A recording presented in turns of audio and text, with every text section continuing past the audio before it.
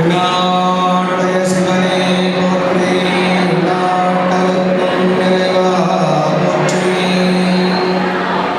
காவாய் உலகத்திரளே போற்றி, கைலை மலையானே போற்றி போற்றி, நன்றுடையானை தீயதில்லானை நரை வெள்ளே ஒன்றுடையானை உமையொரு பாகம் உடையானை சென்றடையாத திருவுடையானை சிராப்பள்ளி குன்றுடையானை கூரையும் உள்ளோ குளிருமே அருள் தரும் நேரடிமனாதற்கு அண்டம் ஒழுடையார் திருவடிகள் போற்றி போற்றி. அன்புடன் சார்ந்த சிவனடியார் பெருமக்களே, எல்லாம் வல்ல அருள்மிகு மாதேஸ்வர பெருமான் ஆலயம் நீடு நெடுங்கண்ணி அம்மை உடனாகிய அருள்மிகு அண்டமொழியுடையார் பெருமான் நம்முடைய சமயப்பிரவர்களாக விளங்கக்கூடிய நால்வர் பெருமக்கள் உள்ளிட்ட சேக்கிழார் பெருந்தகையுடைய அருள் திருவேணிகளை மூல திருவேணிகளாக ஆலயங்களில் எழுந்துள்ளச் செய்து குருவருடையும் திருவருடையும் போற்றி வழிபாடு செய்த புண்ணியத்தின் பயனாக இவ்விரார் திருஞான சம்பந்தமூர்த்தி நாயனார் வேதனை தழைத்து ஓடுவதற்கும் மிகு சைவத்துறையை விளங்குவதற்கும் பூத பரம்பரை புரிய புனிதவாய் மலர்ந்தெழுந்த பெருந்தகையாகிய ஞானசம்பந்த பெருமானுடைய திருநாமத்திலே ஒரு சிவனடியார் திருக்கூட்ட அறக்கட்டளையை நிறுவி ஆண்டுதோறும் நால்வர் விழா மற்றும் அமையப்பருடைய திருவிதி விழாவை திருவருள் கருணையினாலே சிறப்பாக செய்து கொண்டிருக்கின்றோம். அந்த வகையிலே 12 திருமுறைகளுடைய அடையாளமாக 12வது ஆண்டிலே அடியெடுத்து வைத்திருக்கக்கூடிய நம்முடைய திருக்கூட்ட அறக்கட்டளையுடைய ஆண்டு விழாவும் மற்றும் நால்வர் விழா மற்றும் அமையப்பருடைய திருக்கல்யாண பெருவிழாவானது இவ்வாண்டு நாம் செய்த புண்ணியத்தின் பயனாக புதிய அம்மையப்பர் திருவேணியை செய்து குருநாதரும் ஞானாசிரியர் பெருமக்களும் எழுந்தருளச் செய்து அவர்கள் திருக்கரத்தினாலே குடமுழுக்கு வழிபாட்டை செய்து இன்று 2ஆம் நாள் வழிபாடாக காலை முதலாக மங்கள இசை, திருப்பள்ளி இடிச்சி வழிபாடு, பெருமாளுக்கு சிறப்பு திருமஞ்சன அருள் வழிபாடு, சிறப்பு அலங்காரம், திருக்கல்யாண அருள் வழிபாடு, திருமுறை விண்ணப்பங்கள், மங்கள வாத்திய விண்ணப்பங்கள், குழந்தைகளுடைய திருமுறை நாட்டியங்கள் உள்ளிட்ட நல்ல நிகழ்வுகளை இறைவனுக்கு நிகழ்த்தி நாமும் அந்த சிவபுண்ணியத்தில் பங்கெடுத்துக் கொண்ட ஒரு அருள் நிலையிலே நண்பர்களிலே அடியார்களுக்கு அமுது படைத்தலே இறைவன் அடியை அடைவிப்பதற்குரிய சிறந்த வழியாகும் என்று சேக்கிழார் பெருமான் காட்டிய வழியிலே நின்று அடியார் பெருமக்களுக்கு அமுதூட்டுதலாகிய வழிபாட்டையும் செய்து இப்பொழுது 2ஆம் நிலை பிற்பகல் அமர்வுக்குரிய வழிபாடும் தொடர்ந்து நம்முடைய அரங்கிலே மேடையிலே நடைபெற இருக்கிறது. 2வது அமர்வாக இப்பொழுது பவானியிலே இருந்து எழுந்தருளி எங்களுக்கெல்லாம் நல்ல தாய் தந்தையராய் போல ஞானாசிரியராக இருந்து நாங்களெல்லாம் இங்கிருந்த உயர்ந்த இடத்திலே வந்து நின்று ஒளிபரிக்கையிலே பேசுகின்ற அளவிற்கு எங்களையெல்லாம் நல்ல அறிவும் நல்ல ஞான வழிகாட்டுதலுமாக இருந்து எங்களுக்கு ஆற்றுப்படுத்திக் கொண்டிருக்கின்ற எங்கள் வழிபாட்டிற்கும் போற்றுவதற்கும் உரிய விஜயமங்கலம் சிவத்திரு நல்லாசிரியர் சொர்ணலிங்கம் ஐயாவுடைய தலைமை மாணாக்கர் ஞானாசிரியர் பெருந்தகை சைவ சித்தாந்த மற்றும் பெரிய புராணத்தினுடைய பேராசிரியர் பெருமகனார் உடவாரப்பணி திருத்துண்டதாக வழங்கக்கூடிய எங்களுடைய பவானி சிவ வேலுச்சாமி ஐயா அவர்களுக்கு எழுந்தபடி தொண்டர்களுடைய விருப்பத்திற்கு ஏற்ப நல்லதொரு ஞான சொற்பொழிவை நம்முடைய அறிவிலே இருக்கின்ற அறியாமையெல்லாம் முழுமையாக நீங்கி சிவப்பிரகாசம் பிரகாசம் மண்டமாக ஐயா அவர்கள் ஒரு நல்ல ஞான வேள்வி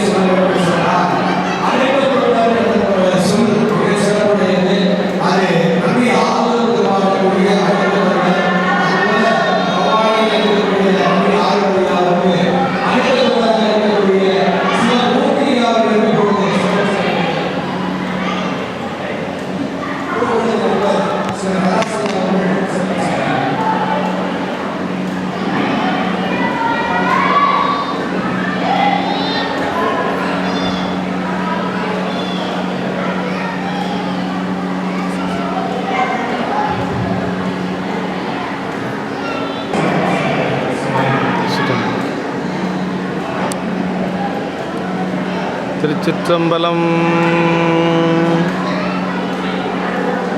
நேசம் நிறை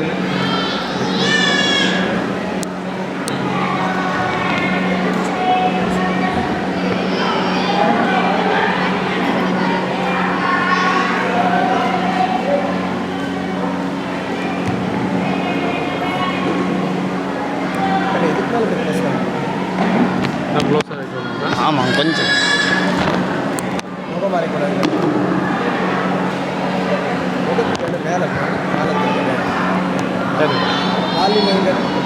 திருச்சிற்றம்பலம்.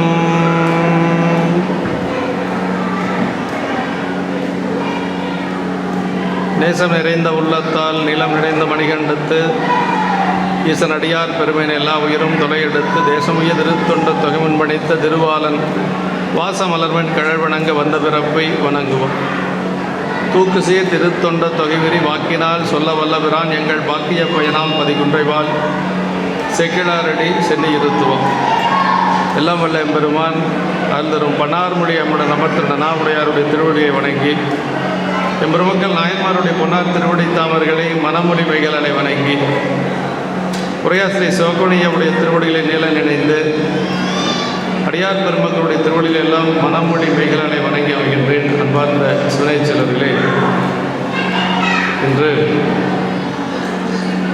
நம்முடைய திருக்கூட்டத்தின் சார்பாக 12ஆம் ஆண்டு விழா, நால்வர் பெருவிழா, அதே போல் அம்மையப்பர் திருமேனி திருக்குட நன்னீராட்டு பெருவிழா, தீக்கை விழா என்று சொல்லி 30 விழாவாக இங்கு நிகழ்ந்து கொண்டிருக்கிறது. நேற்று அதற்கு முன்தினம் என்று சொல்லி 2 நாட்களும் அன்பர்கள் மிகுந்த உற்சாகத்தோடு இந்த விழாவில் பங்கெடுத்து கொண்டிருக்கின்றார்கள்.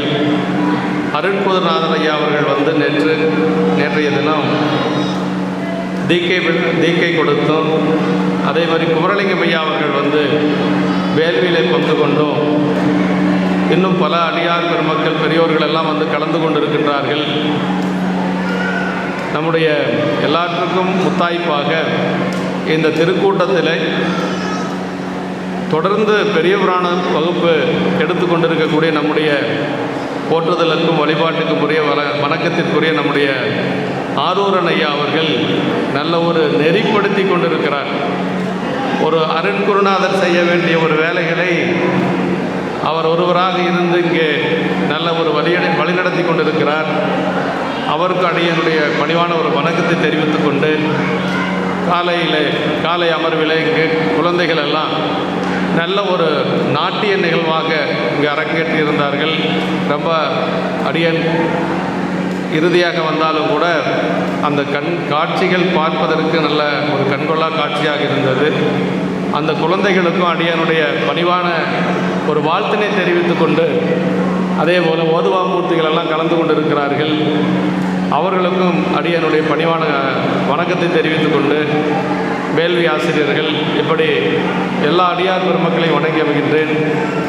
12ஆம் ஆண்டு விழா என்று சொன்ன உடனேயே அடியனுக்கு நினைவு வருவது எங்களுடைய பெரிய புராணம் பவானி கோட்டை மேட்டிலே நிறைவானது 12வது ஆண்டு. 12வது ஆண்டு தான் நிறைவு விழா செய்து மீண்டும் 2வது சுற்று அங்கு மிகச்சிறப்பாக நடந்து கொண்டிருக்கிறது. 12 என்று சொல்லுவது நமக்கு திருமுறைகள் 12. இப்படி நிறைய 12க்கு சைவத்துக்கு நிறைய தொடர்புகள் இருக்கிறது என்று சொல்லி இந்த நாளிலே அடியனுக்கு ஒரு அருமையான ஒரு தலைப்பை கொடுத்திருக்கிறார்கள். முதல்ல தலைப்பு எந்த பிராணத்தில் வருதுங்கிறது அடியன் சொல்லிடுறேன்.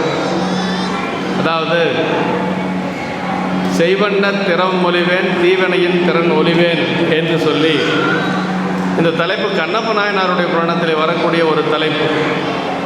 நாயனார் வந்து வேட்டையாடி பெருமானுக்கு அமுது படைக்கின்ற அந்த வேலையை சொல்லுகின்ற பொழுது சேக்கிழார் பெருமான் அதை சொல்ல போகிறேன், அப்படி சொல்வதனாலே நான் உய்வடைந்தேன் என்று சொல்லி என்னுடைய வினைகள் எல்லாம் நீங்கியது என்று சொல்கிறார். அப்படின்னா நாயன்மார்களுடைய அருட்செயல்களை சொல்லுகின்ற பொழுது நம்முடைய வினைகள் நீங்கும். அதுதான் உண்மை. நாயன்மார்களுக்கு தொண்டு செய்கின்ற பொழுது நம்முடைய வினைகள் நீங்கும். அதில் இந்த புராணத்தில் சொல்லப்பட்ட நாயன்மார் இருக்கிறார் பாருங்க, கண்ணப்ப நாயனார். கண்ணப்ப நாயனார் பற்றி சொல்லுகின்ற பொழுது நாயன்மார்கள் எல்லாம் வழிபாடு செய்யக்கூடிய அளவுக்கு பெருமை பெற்றவர் இந்த நாயனார். அதான் பெரிய சிறப்பு. இப்போ நாயன்மார்கள் எல்லாம் நம்ம வழிபாடு செய்வோம். நாயன்மார்கள் எல்லோருமே சென்று வழிபாடு செய்த பெருமை கண்ணப்ப நாயனார் கொடுக்கும். கண்ணப்ப நாயனாருடைய திருவடியை ஒரு முறை போய் வணங்கிட்டு வந்துட்டோம்னா காலத்தி போய் நமக்கு பிறப்பில்லை அப்படின்னு சொல்லி 11ஆம் திருமுறை ஆசிரியர் கல்லாடனர் சொல்கிறார். கண்ணப்பர் திருவேட்டுவர் கண்ணப்பர் திருவடி கைதொல கருவேட்டுழல் வினை காரியம் கெடுமே என்று சொல்லி சொல்கிறார்.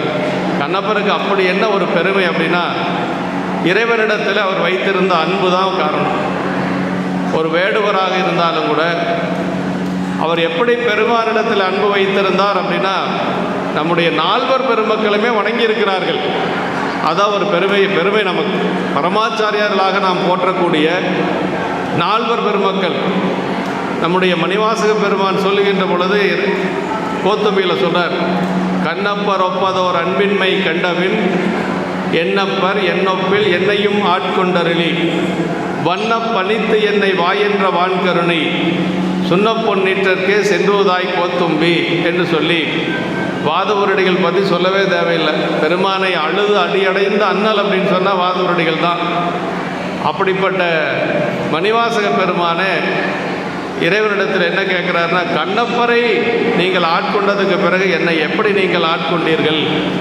கண்ணப்பருடைய அன்பை நீங்கள் ஏற்றுக்கொண்டதற்கு பிறகு என்னை எப்படி நீங்கள் ஏற்றுக்கொண்டீர்கள் என்று சொல்லி பெருமானிடத்திலே மணிவாசக பெருமானே இறைஞ்சி நிற்கின்றார் என்று சொன்னால் கண்ணப்பருடைய அன்பு எந்த அளவுக்கு அப்படிங்கிறத நம்ம மனதிலே கொள்ள வேண்டும். அதே மாதிரி காலத்தி செல்லுகின்ற பொழுது நம்முடைய நாவுக்கரசு பெருமான் அப்படியே காலத்தி போகிறார். காலத்தி சென்று பெருமானை வழிபாடு செய்கின்றார். அந்த மலையை முதல்ல வணங்குகிறார். திருக்காலத்தி மலையை வணங்கி அதற்கு பிறகு அங்கே இருக்கக்கூடிய பெருமானை வழிபாடு செய்கின்றார்.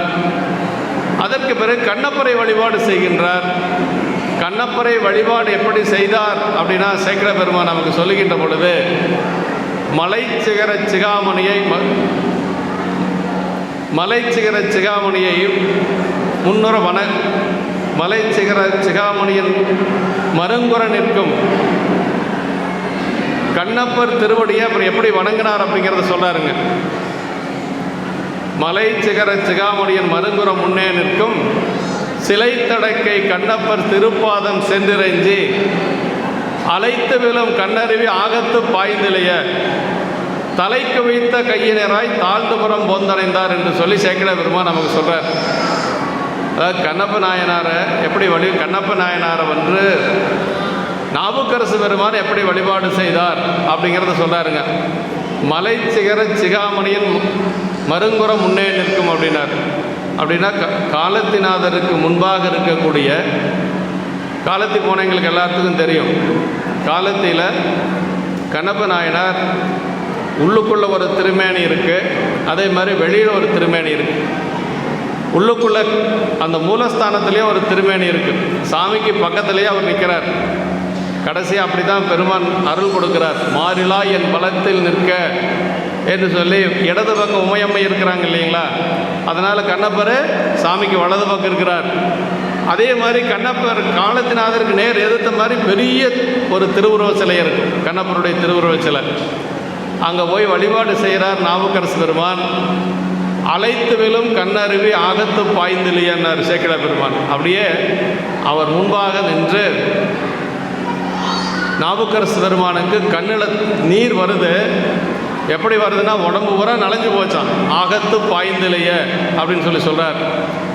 அப்புறம் தலை குவித்த கையினராய் தாழ்ந்துபுறம் போந்தணைந்தார் என்று சொல்லி கண்ணப்பரை அப்படி வழிபாடு செய்து கொண்டு 2 கரங்களையும் தலைமேல் குவித்து கொண்டு அப்படியே சென்று நின்றார் என்று சொல்லி சேக்கிழ பெருமான் சொல்லுகிறார். நாவுக்கரசு பெருமானுக்கு அங்கிருந்து தான் அவர் கைலை யாத்திரையை போகிறார்.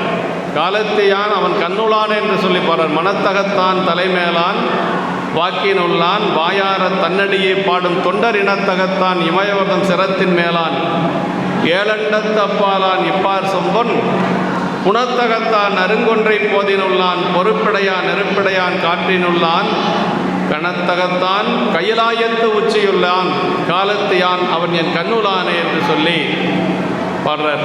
அப்போ கண்ணப்ப நாயனாரை வழிபாடு செய்ததுக்கு பிறகு காலத்தில் இருந்தபடியே அவருக்கு கைலாய பெருமான் காட்சி கொடுக்கிறார்.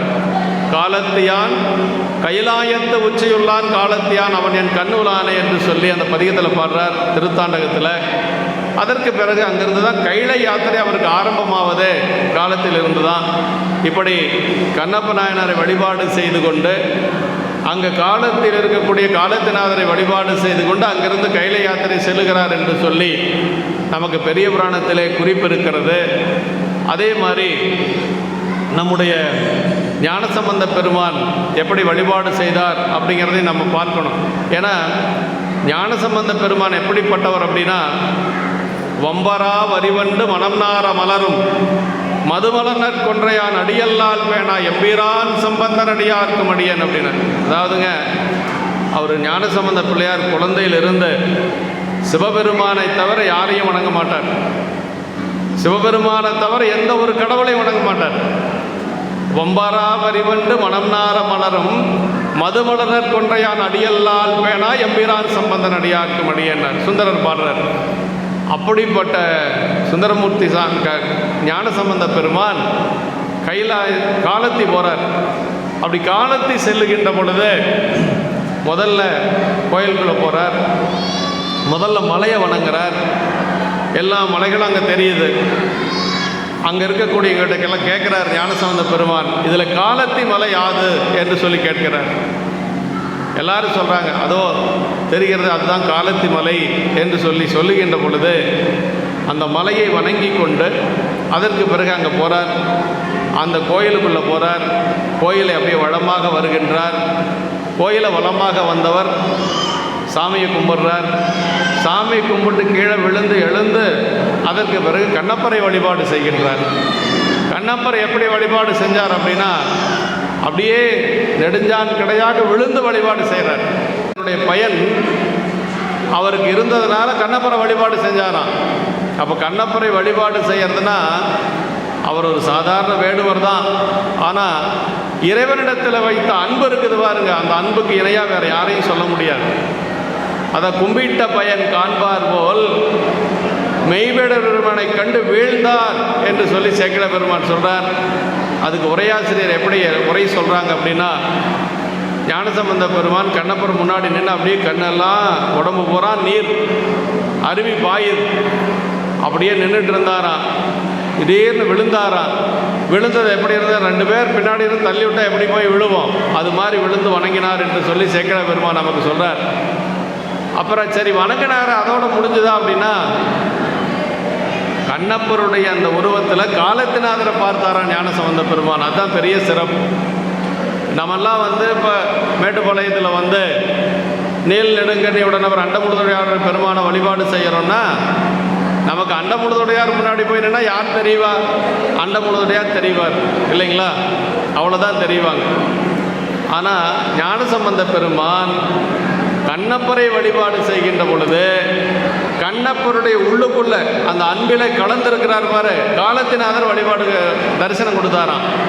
சேக்கிழ பெருமான் சொன்னார், மெய்மை அன்பினையும், அதாவது மெய்மை அன்பினையும் அவ்வன்பினுள்ளே மண்ணு வெள்ள செஞ்சடை கற்றை நெற்றி செங்கன் விமலரையும் உடன்கண்ட விருப்பம் பொங்க பள்ளத்தில் உருவனல் போல் பாய்ந்து செல்ல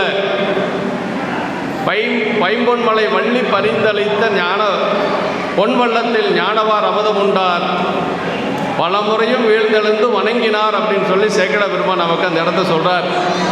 இறைவனை வழிபாடு செய்தது ஒரு முறை விழுந்தார், எழுந்தார், போயிட்டார். ஆனால் கண்ணப்பரை எப்படி வழிபாடு செய்தார் அப்படின்னா, பலமுறையும் வீழ்ந்தெழுந்து வணங்கினார் அப்படின்னார்.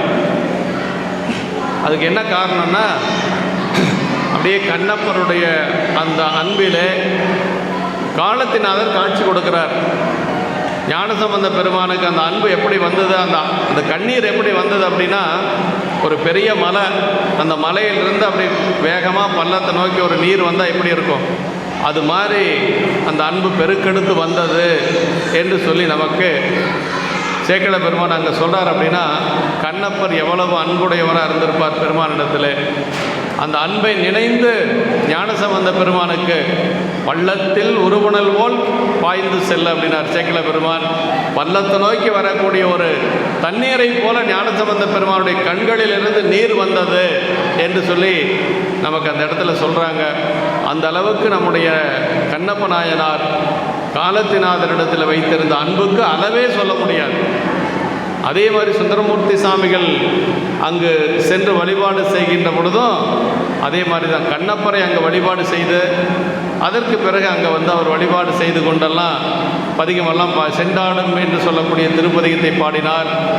அதில் வந்து பதிகத்தில் எல்லாம் நிரம்ப நல்ல கருத்துக்களை எல்லாம் கண்ணப்பரை பற்றியெல்லாம் சொல்லியிருக்கிறார் என்று சொல்லி அப்படிப்பட்ட கண்ணப்ப நாயனார் அவதரித்தது உடுப்பூர் என்று சொல்லக்கூடிய ஒரு பதி.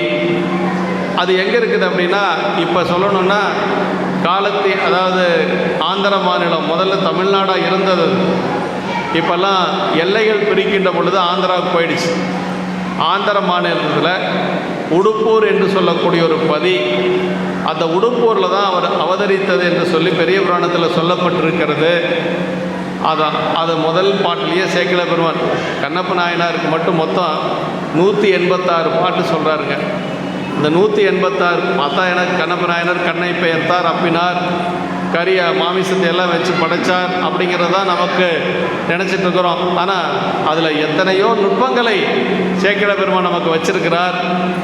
அதுவும் சேக்கிழார் பெருமானை என்ன சொல்கிறாருன்னா, காலத்தினாதர் மேலே கண்ணப்பர் வச்சிருந்த அன்பு இருக்குது பாருங்க, அந்த அன்பை வந்து யாராலும் அளவெடுத்து சொல்ல முடியாது. ஏதோ எனக்கு தெரிஞ்ச மாதிரி கொஞ்சம் நான் சொல்லிக்கிறேன் அப்படின்னு சொல்லி சொல்கிறார்.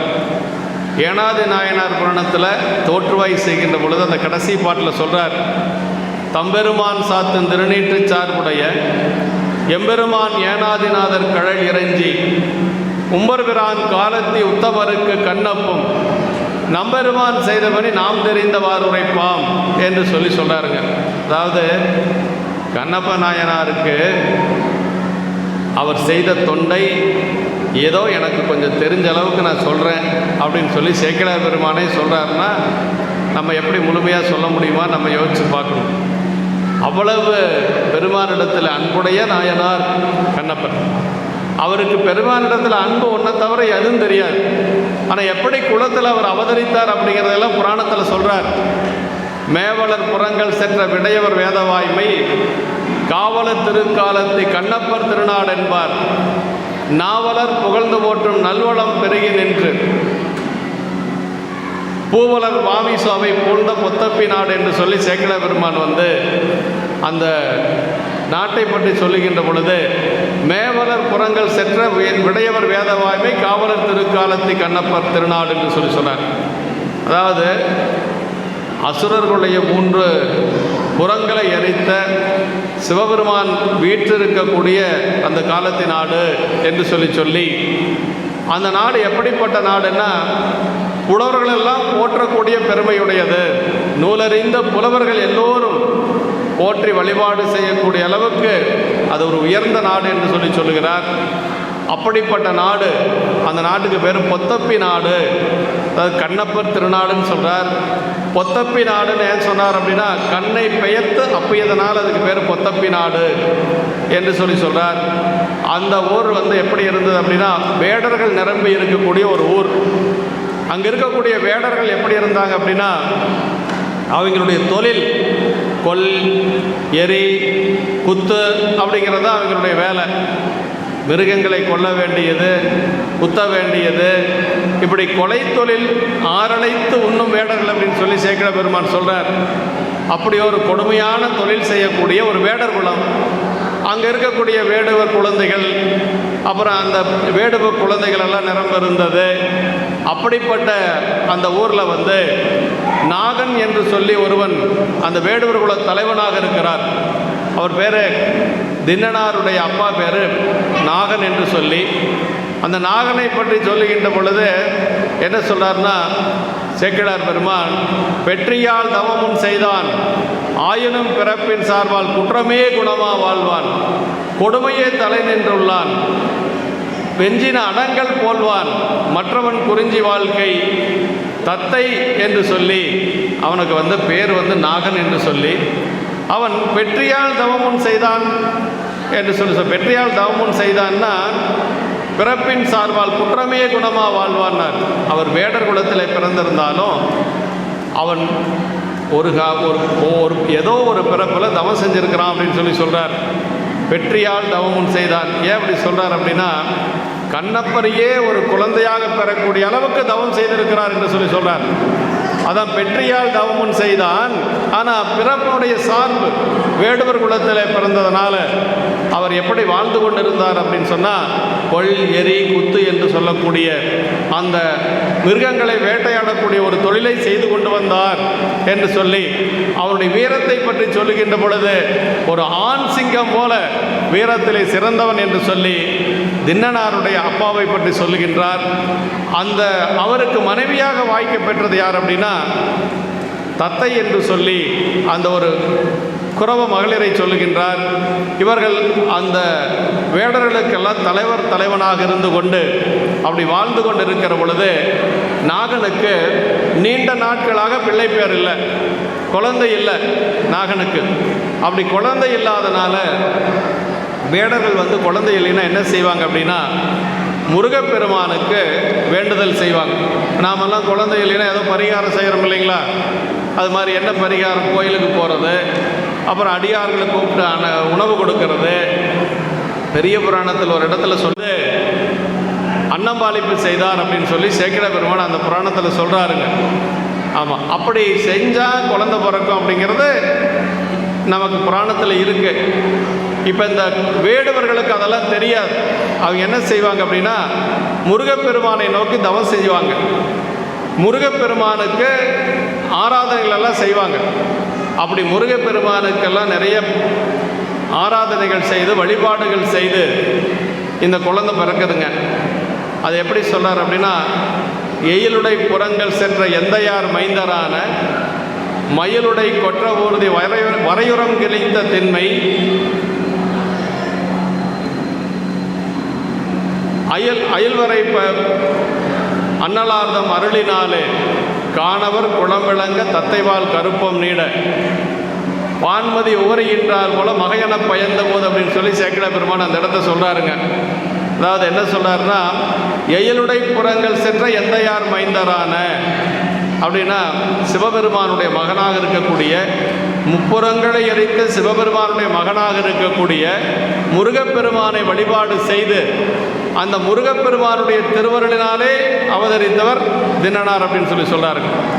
எயிலுடை புறங்கள் சென்ற எந்தையார் மைந்தரான மயிலுடை கொற்ற ஊர்தி வரையுறம் கிரித்த திண்மை என்று சொல்லி அயலுடை படைவேல் அண்ணல் அருளினாலே என்று சொல்லி காணவர் குளம் விளங்க தத்தைவால் கருப்பம் நீட என்று சொல்லி அவருடைய அம்மா பேரு தத்தை.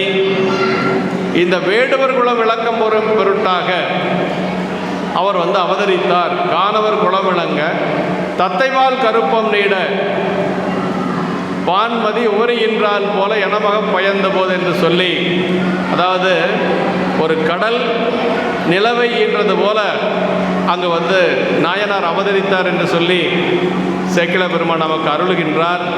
அப்படி அந்த குழந்தை நல்ல வளர்ந்து வருகிறது. குழந்தை பிறந்தோடனே அப்பா கையில் கொடுப்பாங்க. அப்பா வாங்குறார். அப்பா நாகன் வாங்குறார். நாகன் வாங்குகின்ற பொழுது அந்த குழந்தையே கருப்பாக இருக்குது, நாகனும் கருப்பாக இருக்கிறார், அப்பாவும் கருப்பாக இருக்கிறாரு. அதுக்கு ஒரு ஓமை சொல்கிறார் சேக்கிழார் பெருமான். ஒரு கரிய மலை ஒன்று கால மேகத்தை ஏய்ந்தது போல் இருந்தது அப்படிங்கிறார். ஒரு மலை, அந்த மலைக்கு மேலே மேகம் இருந்தால் எப்படி இருக்கும், அது மாதிரி இருந்தது அந்த காட்சி. ஆமாம், கரிய மேகத்தை ஒரு கரிய மலையொன்று கையில் ஏந்தியதை போல் இருந்தது என்று சொல்லி சேக்கிழ பெருமான் சொல்வார். அப்படி அந்த குழந்தையை அன்போடு வளர்க்கின்றார்கள். அந்த குழந்தை பேச ஆரம்பிக்குது. அந்த ஒரு வயசு 1.5 வயசு இருக்கிற பொழுது அப்படியே பேச ஆரம்பிக்கிற பொழுது அந்த குழந்தையினுடைய எச்சில் ஊறுது பாருங்க. குழந்தை பேசுகிற பொழுது எச்சில் தெரிக்கும் இல்லையா? அப்படி அதை தெரிக்கிறது. அந்த எச்சில் என்ன சொல்கிறாருன்னா, கங்கையின் புனிதமாம் திருவாய் நீரில் உள்நனைந்த அமுதம் ஊரை ஒடுங்கிய மணலை தீஞ்சோல் அப்படின்னு சொல்லி சொல்கிறார் சேக்கிழ பெருமான். கங்கையின் புனிதமாம் திருவாய் நீர் அப்படின்னாருங்க. அப்படின்னா அந்த கண்ணப்ப நாயனாருடைய எச்சில் நீர் இருக்குது பாருங்க, அது வந்து கங்கையை விட புனிதமானது அப்படின்னு சொல்லி சொன்னார். ஏன் கங்கையை விட புனிதமானது அப்படின்னா, அந்த எச்சில் நீர் தான் நாளைக்கு சாமிக்கு அபிஷேகமாக போகுது. அது 6 மாதத்து குழந்தையில, 1 வயசு குழந்தையிலேயே சொல்லிடுறார் சேக்கிழார் பெருமான். கங்கையின் புனிதமாம் திருவாய் நீரில், அதாவது இருக்கிறதுலையே புனிதமான தீர்த்தம் எது தெரியுங்களா? கங்கை தான். கங்கைக்கு மேலே தீர்த்தம் கிடையாது. ஆனால் கண்ணப்ப நாயனாருடைய எச்சில சொல்கிறார் சேக்கிழார் பெருமான், கங்கையை விட புனிதமானது அப்படிங்கிறார். ஏன்னா அந்த பொன்மோலை ஆற்று நீரை எதில் கொண்டு வருவார்? கொண்டு வர்றதுக்கு தண்ணீர் கொண்டு வர்றதுக்கு பாத்திரமெல்லாம் ஒன்றும் அவர்கிட்ட கிடையாது. அவர் வேட்டையாடுறதுக்கு வந்தவர். அவர் காலத்தினாதரை பூஜை பண்ணுறதுக்கு வரல. அதனால் ஒன்றும் கிடையாது. வாயில் தீர்த்தம் கொண்டு வருவார். அப்படியே வாயிலிருந்து சாமி ஊற்ற போகிறார். அதெல்லாம் பின்னாடி வருது. அதனால் முதல்லயே என்ன சொல்லிடுறார் அப்படின்னா, அந்த எச்சில் இருக்குது பாருங்க, அது கங்கையை விட புனிதமானது அப்படிங்கிறார். கங்கையின் புனிதமாம் திருவாய் நீரில் உள் நனைந்து அமுதமோரும் மலடை தீஞ்சோல் அப்படின்னு சொல்லி சொன்னார். இப்படியெல்லாம் சொல்லிட்டு வர்றார். அந்த குழந்தை அப்படியே நாளுக்கு நாள் அப்படியே வளர்ந்து கொண்டு வருகிறது. அந்த வளர்ந்து கொண்டு வருகின்ற குழந்தை அப்படியே நீண்ட நாள் கழித்து அந்த குழந்தை பிறந்ததுனால ரொம்ப செல்லமாக வளர்த்துறாங்க. ஏன்னா வேடுவர்கள் எப்பொழுதும் வந்து முருகப்பெருமானிடத்தில் அன்புடையவர்கள். அதாவது நாகனுக்கு ரொம்ப வயசு ஆனதுக்கு பிறகு தான் அந்த குழந்தை பிறகுது. குழந்தை கையில் எடுக்கிறாங்க, நல்லா கனமாக இருக்குது. கனமாக இருந்ததுனால அவன் என்ன பேர் வைக்கிறாங்கன்னா தின்னன்னு பேர் வைக்கிறாங்க. கண்ணப்ப நாயனாருடைய பெயர் குழந்தையில் என்ன பேர்? கண்ணை பெயர்த்து அப்பியதுனால தான் கண்ணப்ப நாயனார். அதுக்கு முன்னாடி அந்த குழந்தைக்கு பேர் என்னென்னா தின்னன். அவ்வளோதான். கையில் எடுத்தாங்க, ரொம்ப கனமாக இருந்து ரொம்ப தின்னு இருக்கிறான்டா அப்படின்னு சொல்லி சொல்கிறோம் இல்லையா? அது மாதிரி நமக்கெல்லாம் இந்த வேலுச்சாமி, ராமசாமி, குமரசாமின்னு பேர் வைக்கிற மாதிரி அந்த குழந்தைக்கு என்ன வச்சாங்க? தின்னன் அப்படின்னு பெயர் வச்சாங்க. அப்படி தின்னன்னு வச்சு அந்த குழந்தை நல்லா வளர்ந்துட்டு இருக்குது. ஒரு 2 வயசு அந்த குழந்தைக்கு ஆகுதுங்க. அந்த 2 வயசு குழந்தை இப்போ நம்ம வீட்டில எல்லாம் ஆட்டுக்குட்டி கட்டியிருப்போம், கோழி இருக்கும், பூனை இருக்கும். இது மாதிரி தான் நம்ம வீட்டிலெல்லாம் இருக்கும். ஆனால் வேடர்களுடைய வீட்டில் என்ன இருக்குது அப்படின்னா, புலிக்குட்டிகள் எல்லாம் ஒரு பக்கம் கட்டியிருக்கும், மான் கன்றுகள் ஒரு பக்கம் கட்டியிருக்கும். இந்த பெண் குழந்தைகள் எல்லாம் இருக்கிறாங்க பாருங்க, பெண் பிள்ளைகள், அதுக்கெல்லாம் என்ன பண்ணுமா, மான் கன்றுகளோடு போய் விளையாடும்.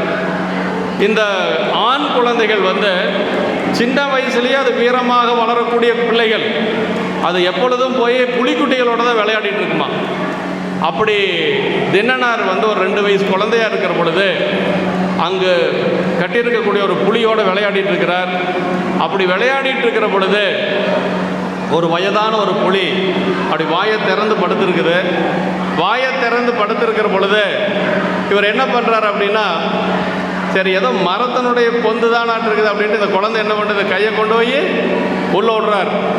கையை உள்ளுட்டு புலி இது வாயை மூடிடுச்சுன்னா கையை வெளியே எடுக்க முடியாது இல்லையா? அதனால் நாகன் என்ன பண்ணுறாரு அப்படின்னா, அப்பா இந்த குழந்தைய மிரட்டுறாரு. எப்படி மிரட்டுறாருன்னா, ரொம்ப செல்லமாக வளர்த்த குழந்தை, அதனால் அடிக்கவெல்லாம் இல்லை, ஒரு பசுந்தலை, ஒரு பச்சை தலை, அங்கே ஒரு மரத்தில் தலை இருக்குது பாருங்க, அந்த பசுந்தலையை ஒடிச்சாராம் ஒரு கொத்து. ஒடிச்சு ஏப்பா அப்படி செய்யாத அப்படின்னு சொல்லி அடிக்கவெல்லாம் இல்லை, அப்படி கையில் ஓங்குனாராம். சேக்கிழார் பெருமான் அந்த இடத்த சொல்கிறார். எப்படி சொல்கிறாருன்னா, பொறுபுளி பார்வை பேழ்வாய் முலையன பொற்கை நீட்ட பரிவுடை தந்தை கண்டு பைந்தலை கை கொண்டு ஓச்ச இருசுடர் குறுகன் தீர்க்கும் எழில்வளர் கண்ணீர் மல்கி ஒரு துளி முத்தம் மத்தாய் வாய்முத்தம் கொல்ல மாற்றி அப்படின்னா பொறுபுளி பார்வை பேழ்வாய் முலையன பொற்கை நீட்டனர். ஒரு மரத்தினுடைய பொந்து என்று சொல்லி அந்த குழந்தை கொண்டு போய் கையை உள்ளுட்டுருச்சு. அப்புறம் பரிவுடை தந்தை கண்டு பைந்தலை கை கொண்டு ஓச்சனர். பரிவுடை தந்தைனா, பரிவுனா அன்புங்க, அதாவது அன்பா பெற்ற குழந்தை. அதனால் அந்த அன்பான தந்தையார் என்ன பண்ணாராம், ஒரு குச்சி எடுத்து ஓச்சுறது கூட அவருக்கு மனசு இல்லையா. ஏன்னா அவ்வளவு செல்லமாக வளர்ந்த குழந்தை. அதனால் பைந்தலை கை கொண்டு ஓச்சனார். அடிக்கவெல்லாம் இல்லை, அப்படி சும்மா ஒரு கையை ஓங்குனார். அதையவே அந்த குழந்தை தாங்க முடியலையா. நம்ம எப்படி பிள்ளைகளை வளர்த்துறோம், அவங்க எப்படி பிள்ளைகளை வளர்த்திருக்கிறாங்க பாருங்கள். ஒரு கொல் எரி குத்துன்னு இருக்கக்கூடிய வேடுவர் குலத்தை சேர்ந்தவர்கள் வந்து குழந்தை எப்படி வளர்த்துனாங்கன்னா அடிக்காமல் வளர்த்திருக்கிறாங்க. அதான் சொல்கிறார், அப்படி பைந்தலை கை கொண்டு ஓச்ச தலையத்தான் ஓச்சினாரு, அதை அடிக்கலை. அதுக்கே அந்த குழந்தைக்கு கண்ணில் இருந்து அப்படி முத்து முத்தா நீர் வந்துதான். அந்த 2 கண்ணை என்ன சொல்கிறார் தெரியுங்களா சேக்கிழார் பெருமான்?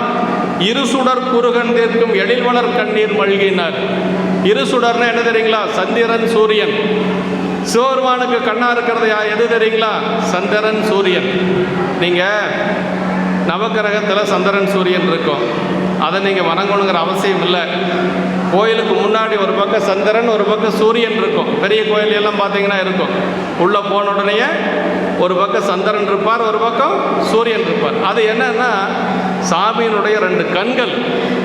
சாமியினுடைய 2 கண்கள்.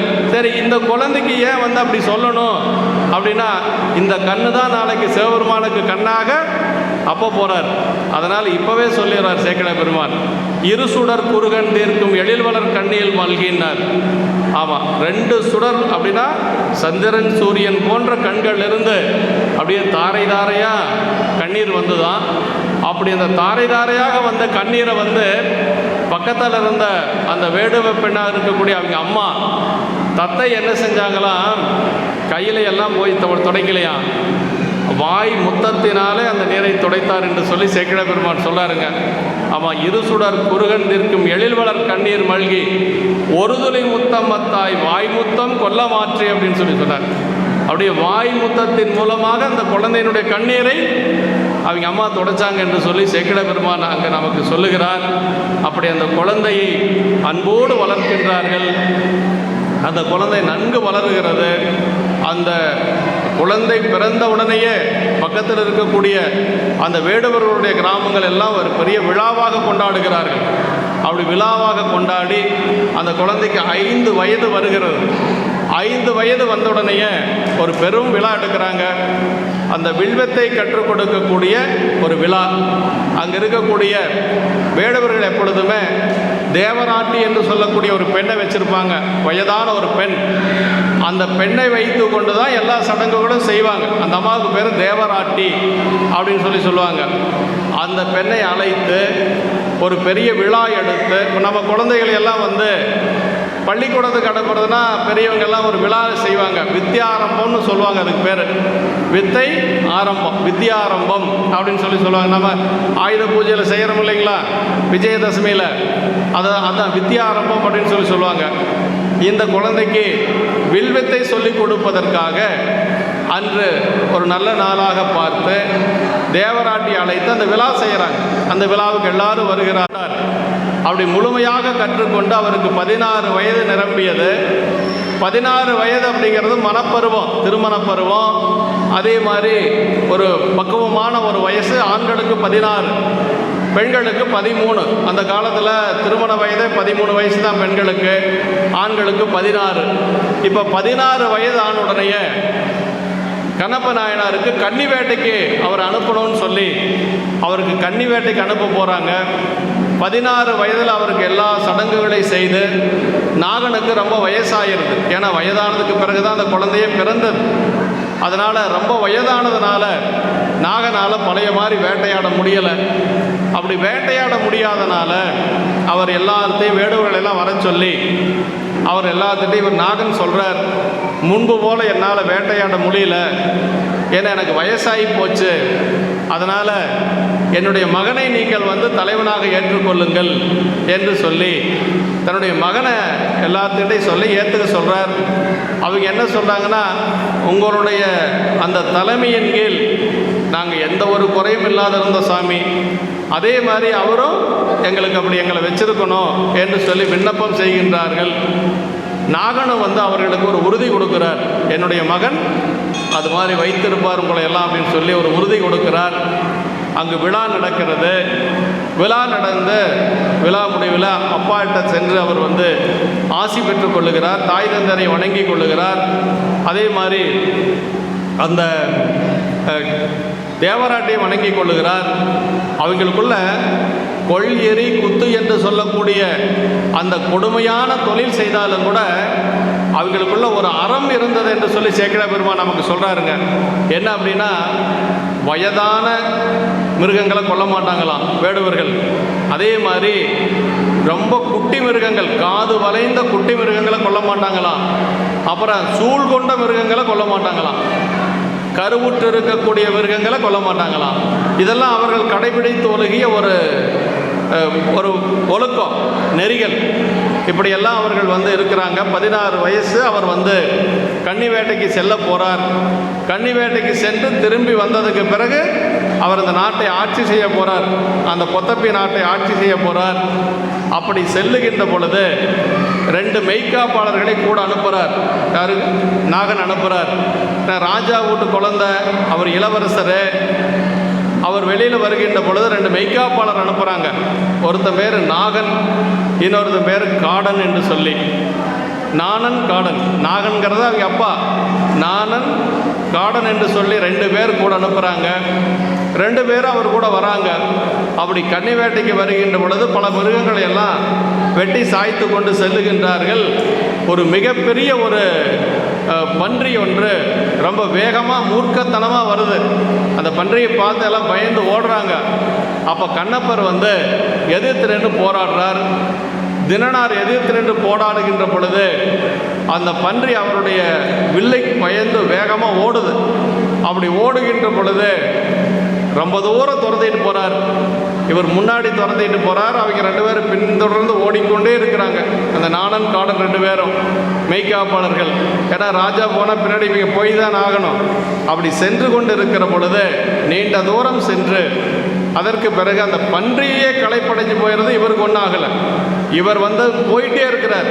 அந்த பன்றி ஒரு இடத்துல அதனுடைய வேகம் குறையுது. அப்போ இவர் ஒரு அம்பை விடுறார். அந்த அம்பில் அந்த அவ்வளோ பெரிய பன்றி 2 துண்டாக போயிடும். ஆடவன் கொன்றான் அச்சோ என்று சொல்லி அந்த நாணன் காடன் 2 பேரும் அவரை பார்த்து ரொம்ப ஆச்சரியப்படுவார்கள். ஒரு பெரிய ஆண்மகன் இவன் அந்த பன்றியை கொன்று விட்டான் என்று சொல்லி எல்லோரும் அங்கே இருந்தவர்கள் எல்லாம் அந்த பன்றியை எடுத்துக்கொண்டு அதை உண்பதற்காக, அதை பக்குவப்படுத்துவதற்காக எடுத்துக்கொண்டு வருகிறார்கள். அப்படி எடுத்துக்கொண்டு ஒரு சோலை, அந்த சோலையோரத்தில் ஒரு நிழல் பகுதியில் எல்லாரும் இப்போ அங்கே உட்கார்ந்துருக்கிறாங்க. அப்படி உட்கார்ந்து அவர்கள் அதை பக்குவப்படுத்துகின்ற பொழுது கண்ணப்ப நாயனார் கேட்கிறார், இப்போ தான் எனக்கு கொஞ்சம் தாகமாக இருக்குது, நீண்ட தூரம் ஓடி வந்ததுனால ஒரு களைப்பு, கொஞ்சம் தாகமாக இருக்குது அப்படின்னு சொல்ல 2 பேர் கூட வராங்க இல்லைங்களா. அதில் காடன் அப்படிங்கிறவனை இந்த பன்றியெல்லாம் நீ பக்குவமாக சமைச்சு வை, நாங்கள் போய் தண்ணீர் பருகிட்டு வரோம் அப்படின்னு சொல்லி வராங்க 2 பேரும். ரொம்ப அருமையான இடம். நாணன் சொல்கிறான், இந்த தேக்கு மர சோலை இருக்குது இல்லையா, இந்த தேக்கு மர காட்டை தாண்டி போனோன்னா ஒரு பெரிய ஒரு ஆறு இருக்குது, பொன்முகலி ஆறு இருக்குது. அந்த ஆற்றினுடைய நீர் நல்ல சுவையாக இருக்கும்.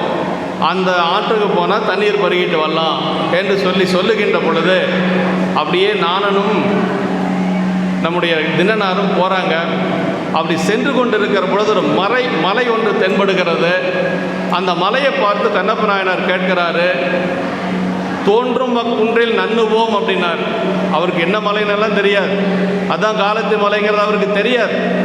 தோன்றும் குன்றில் நன்னுவோம்னார். ஏதோ ஒரு பெரிய மலை தருது, அங்கே போகலாமே அப்படின்னு சொன்னார்.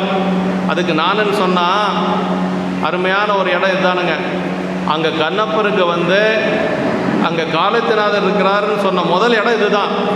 அவர் அந்த தோன்றும் அக்குன்றில் நன்னுவோம் சொன்ன உடனேயே நானன் சொன்னான், காணனி போதின் நல்ல காட்சியே காணலாம்.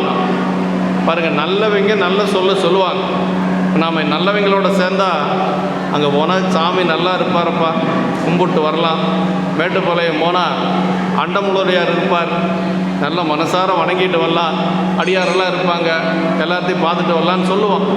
இதே வேறொருத்தனோட சேர்ந்தன்னு வச்சுங்களேன், ஞாயிற்றுக்கிழமைனாலும் அங்கேயும் இங்கேயும் போயிட்டு நல்லா சாப்பிட்டுட்டு ஓய்வு எடுத்துட்டு சினிமாவுக்கு இது போயிட்டு இப்படியெல்லாம் இருக்கிறதோட போட்டு அங்கேயும் இங்கேயும் போகிறேங்கிறிய அப்படின்னு சொல்லுவான். அது மாதிரி நானன் இப்போ என்ன சொன்னான்னா, காணனி போதின் நல்ல காட்சியை காணலாம். அவர் மீண்டும் சொன்னார், சேனுய திருக்காலத்து மலையடு கொழுந்தாயுள்ள கோணமில் குடுவி தேவர் இருப்பர் கும்பிடலாம் அப்படின்னா, அந்த கோணமில் குடுவி தேவர் இருப்பர் கும்பிடலாம் அப்படின்னது கண்ணப்ப நாயனாருக்கு கொஞ்சம் உள்ளே போயிடுச்சு. குடுமி தேவர் இருப்பாரா, சரி கும்பிடலாமா அப்படின்னு சொல்லி அவன் சொன்ன அந்த செய்தி. கோணமில் குடுமி தேவர் அப்படின்னா குற்றமில்லாத குடுமி தேவர் அர்த்தம் இல்லை, நம்மளுடைய குற்றத்தை நீக்கக்கூடிய குடுமி தேவர்னு அர்த்தமா. ஆசிரியர் ஐயா உரை எழுதுகிறார் அப்படி. அதாவது நம்முடைய குற்றம் என்ன குற்றம், நமக்கு ஆணவம் என்று சொல்லக்கூடிய குற்றம், அந்த குற்றத்தை நீக்கக்கூடிய குடுமி தேவர் அங்கே இருக்கிறாராம். கோணமில் குடுமி தேவர் இருப்பர் கும்பிடலாம் அப்படின்னா சரி நேரம் அங்கேயே போகலாம் அப்படின்னாரு இவரும். இப்போ தண்ணி குடிக்கிறதுக்கு தானே அவர் வந்தார். நீண்ட தூரம் ஓடி வந்த களைப்பு, இதை கேட்ட உடனே அந்த களைப்பு போயிடுச்சு. இப்போ தண்ணி எங்கேன்னு அவர் மீண்டும் கேட்கல. அப்படியே 2 பேரும் அந்த மலையை நோக்கி போகிறாங்க. அந்த மலையை நோக்கி போயிட்டு இருக்கிற பொழுது கண்ணப்ப நாயனார் சொல்கிறாராம், நானன்ட்ட என்மேல் பாரம் ஒன்று போவது போன்றுள்ளது அப்படின்னாராம்.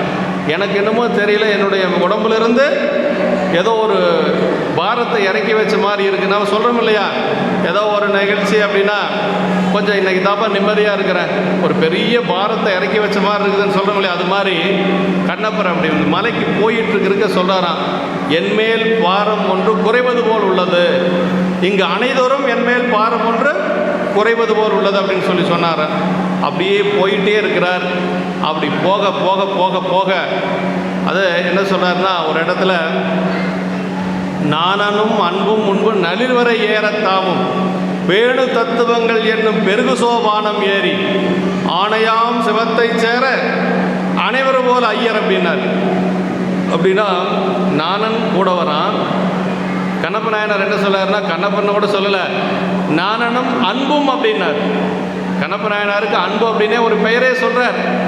நாணனும் அன்பும் முன்பு நளிர்வரை ஏறத்தாமும் வேணு தத்துவங்கள் என்ன பெருகு சோபானம் ஏறி, இதெல்லாம் சைவ சித்தாந்தத்தில் இருக்கக்கூடியது.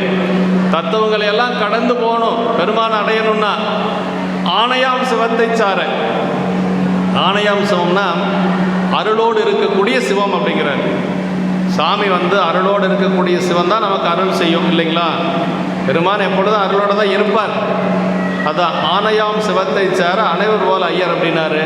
அப்படியே மலைக்கு பக்கமாக போனாங்க. இன்னும் கண்ணப்ப நாயனார் சாமியை பார்க்கல. ஆனால் அப்படி போகிறதுக்கே என்ன காரணம் அப்படின்னா, திங்கள் அதாவது சொல்கிறாருங்க, முன்பு செய் தவத்தின் ஈட்டம் முடிவிலா இன்பமான அன்பினை எடுத்து காட்டு அப்படின்னு சொல்லி சொல்கிறாருங்க. முன்பு செய் தவத்தின் ஈட்டம், இப்படி உடனடியாக போய் பெருமானை வழிபாடு செய்ய முடியுமா, இந்த மாதிரி எல்லாம் மாற்றம் வருமா அப்படின்னா போன பிறப்பில் செஞ்ச தவம் அதான் காரணம். இப்போ நம்ம இந்த பிறப்பில் பெருமானை விடாது வழிபாடு செய்கிறோம்னா என்ன அர்த்தம் தெரியுங்களா, போன பிறப்பில் ஏதோ தவம் செஞ்சுருக்கிறோன்னு அர்த்தம். போன பிறப்பில் அப்படி என்ன அவர் தவம் செஞ்சார் அப்படின்னா, பெரிய புராணத்தில் இல்லை, ஆனால் தல புராணத்தில் இருக்குது. என்ன இருக்குது, எங்கே இருக்குது அப்படின்னா, அர்ஜுனன் தான் கண்ணப்பர் அப்படின்னு சொல்லி சொல்லுவாங்க. போன பிறப்பில் அர்ஜுனன் தான் கண்ணப்பர் அப்படின்னு சொல்லி தல புராணத்தில் சொல்லுவாங்க. அதான் அங்கே சொல்கிறார், முன்பு செய் தவத்தின் ஈட்டம் முடிவிலா இன்பமான அன்பினை எடுத்துக்காட்டு அப்படின்னு சொல்லி சொன்னார். அப்படி போயிட்டுருக்கிற பொழுது பக்கமாக போயாச்சு. இவர் இன்னும் சாமியை பார்க்கல, ஆனால் சாமி இவரை பார்த்துட்டார். பாருங்க, இவர் இன்னும் சாமியை பார்க்கல, காலத்தினாதர் கண்ணப்பரை பார்த்துட்டார். அப்போ பார்த்த உடனே என்ன ஆச்சு அப்படிங்கிறத சேக்கிழ பெருமான் அங்கே சொல்கிறாருங்க.